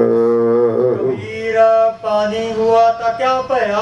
ਕਬੀਰ ਸਾਹਿਬ ਜੀ ਕਹਿੰਦੇ ਵੀ ਪਾਣੀ ਵਰਗਾ ਨਿਰਮਲ ਵੀ ਆਪਣਾ ਚਿੱਤ ਕਰ ਲਿਆ ਤਾਂ ਕੀ ਹੋ ਗਿਆ, ਕਿਉਂਕਿ ਮਾਣ ਬਣਿਆ ਰਹਿੰਦਾ ਵੀ ਅਸੀਂ ਸੰਤਾਂ ਮਹਾਤਮਾ ਹਾਂ। ਸੀਰਾ ਤਾਤਾ ਹੋਏ, ਕਹਿੰਦੇ ਪਾਣੀ ਜਿਹੜਾ ਉਹ ਠੰਡਾ ਹੋ ਜਾਂਦਾ, ਛਾਵੇਂ ਰੱਖਿਆ ਧੁੱਪੇ ਗਰਮ ਹੋ ਜਾਂਦਾ ਹੈ। ਸਤੋ ਗੁਣੀਆਂ ਦੀ ਸੰਗਤ ਮਿਲੀ ਰਹੇ, ਸਾਧੂਆਂ ਵਿੱਚ ਮਿਲਿਆ ਰਹੇ ਜੀ। ਨਾਮ ਜਪਣਾ ਚਾਹੀਦਾ, ਨਾਮ ਜਪਣਾ ਚਾਹੀਦਾ। ਗੱਲਾਂ ਬੜੀਆਂ, ਤਮੋ ਗੁਣੀ ਮਿਲ ਗਿਆ, ਕੋਈ ਅਸੰਤ ਮਿਲ ਗਿਆ ਤੇ ਉੱਥੇ ਚੋਰੀ ਠੱਗੀਆਂ ਦੀਆਂ ਗੱਲਾਂ ਕਰਨ ਲੱਗ ਪਿਆ। ਦੱਸਿਆ ਵੀ ਇਹ ਵੀ ਕਰ ਲੈਣੀਆਂ ਚਾਹੀਦੀਆਂ, ਮੁੜ ਕੇ ਉਹੋ ਜਿਹਾ ਹੋ ਗਿਆ। ਜੇ ਕੋਈ ਗੁੱਸੇ ਵਾਲੇ ਪ੍ਰਭਾਵ ਵਾਲਾ ਮਿਲ ਗਿਆ ਤੇ ਝਾਟੀ ਉਹਦੇ ਨਾਲ ਲੜ ਪਿਆ। ਸ਼ਾਂਤੀ ਵਾਲਿਆਂ ਨਾਲ ਤਾਂ ਸਾਰੇ ਸ਼ਾਂਤੀ ਰੱਖ ਲੈਂਦੇ ਆ, ਗੁੱਸੇ ਵਾਲੇ ਦੇ ਨਾਲ ਵੀ ਅੱਗੋਂ ਸ਼ਾਂਤੀ ਰੱਖਣੀ।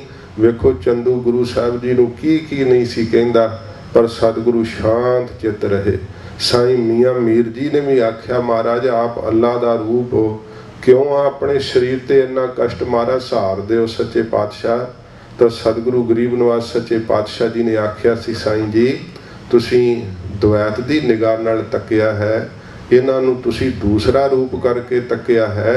महाराज सच्चे पातशाह ने कहा सी, ना को मेरा दुश्मन रहया, ना हम किसके बैराई, ब्रह्म पसार पसारियो भीतर, सतगुर ते सोझी पाई। सच्चे पातशाह महाराज जी नूं कोई द्वैश थोड़ो दिसदी है। ਤੇ ਜਿਹੜਾ ਕੋਈ ਸਾਧ ਸੰਗਤ ਜੀ ਉਹ ਗੁੱਸੇ ਦੇ ਪ੍ਰਭਾਵ ਵਿੱਚ ਆ ਕਰਕੇ ਝਾਟੀ ਅੱਗ ਬੁਗਲਾ ਹੋ ਜੇ, ਇੱਟ ਦਾ ਪੱਥਰ ਦੇ ਵਿੱਚ ਜਵਾਬ ਦੇਣਾ, ਵੀ ਕਿਸੇ ਨੇ ਇੱਟ ਵਰਗਾ ਬਚਨ ਕਿਹਾ, ਅੱਗੋਂ ਇੱਟ ਦਾ ਜਵਾਬ ਪੱਥਰ ਵਿੱਚ ਦੇਣਾ, ਕੌੜਾ ਬੋਲ ਬੋਲਣਾ, ਉਦੋਂ ਸਹਾਰਨਾ ਚਾਹੀਦਾ ਹੈ।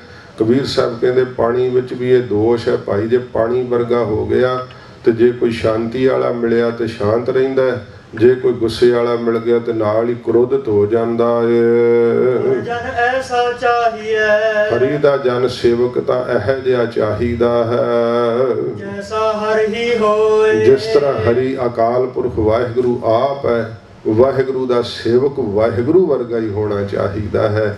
ਸਾਧ ਸੰਗਤ ਜੀ ਉਹਨਾਂ ਵਿੱਚ ਕੋਈ ਘੱਟ ਨਹੀਂ ਹੁੰਦਾ, ਕੋਈ ਊਣਤਾਈ ਨਹੀਂ ਹੁੰਦੀ, ਵਾਹਿਗੁਰੂ ਜੀ ਵਰਗੇ ਹੀ ਉਹ ਬਣ ਜਾਂਦੇ ਹੈ। ਸੱਚੇ ਪਾਤਸ਼ਾਹ ਮਹਾਰਾਜ ਕਹਿੰਦੇ ਹਰ ਕਾ ਸੇਵਕ ਹਰ ਹੀ ਜਿਹਾ, ਹਰੀ ਵਰਗਾ ਹੀ ਹੁੰਦਾ ਹੈ ਹਰੀ ਦਾ ਸੇਵਕ। ਤਾਈਏ ਉਹਨਾਂ ਦੀ ਰਸਨਾ ਦੇ ਕਹੇ ਹੋਏ ਬੋਲ, ਨਾਨਕ ਦਾਸ ਮੁਖ ਤੇ ਜੋ ਬੋਲੇ, ਇਹਾਂ ਉਹਾਂ ਸੱਚ ਹੋਵੇ। ਇਹੋ ਜਿਹਾ ਹਰੀ ਦਾ ਸੇਵਕ ਹੁੰਦਾ ਹੈ। ਭਗਤ ਕਬੀਰ ਸਾਹਿਬ ਜੀ ਨੇ ਵਾਹਿਗੁਰੂ ਦੇ ਸੇਵਕ ਦੇ ਲੱਖਣ ਕਹਿੰਦਿਆਂ ਹੋਇਆਂ ਇਹ ਫਿਰ ਸਮਾਪਤੀ ਵਿੱਚ ਨਿਰਣਾ ਦਿੱਤਾ ਹੈ ਕਿ ਭਈ ਕਿਸੇ ਦੇ ਕੀ ਪ੍ਰਮਾਣ ਦਈਏ, ਇਹ ਬਦਲਾਵ ਆ ਜਾਂਦਾ ਹੈ। ਵਾਹਿਗੁਰੂ ਵਿੱਚ ਕਦੇ ਬਦਲਾਵ ਨਹੀਂ, ਵੱਧਦਾ ਘਟਦਾ ਨਹੀਂ ਪਰਮੇਸ਼ਰ ਦਾ ਸਰੂਪ। ਇਸ ਕਰਕੇ ਵਾਹਿਗੁਰੂ ਦਾ ਸੇਵਕ ਵਾਹਿਗੁਰੂ ਵਰਗਾ ਹੀ ਹੋਣਾ ਚਾਹੀਦਾ ਹੈ। ਇੱਥੇ ਅੱਜ ਦੇ ਦੀਵਾਨ ਦੀ ਸਮਾਪਤੀ ਹੈ। ਸੱਚੇ ਪਾਤਸ਼ਾਹ ਮਹਾਰਾਜ ਕਿਰਪਾ ਕਰਨ, ਗਰੀਬ ਨਵਾਜ ਦਾ ਅੰਮ੍ਰਿਤ ਪਵਿੱਤਰ ਉਪਦੇਸ਼ ਹਿਰਦੇ 'ਚ ਵਸੇ, ਹੋਈਆਂ ਭੁੱਲਾਂ ਬਖਸ਼ ਲੈਣੀਆਂ ਜੀ। ਕਬੀਰ ਪਾਣੀ ਹੁਆ ਤਾਂ ਕਿਆ ਭਇਆ, ਸੀਰਾ ਤਾਤਾ ਹੋਏ। ਹਰ ਜਨ ਐਸਾ ਚਾਹੀਏ, ਜੈਸਾ ਹਰ ਹੀ ਹੋਏ। ਵਾਹਿਗੁਰੂ ਜੀ ਕਾ ਖਾਲਸਾ।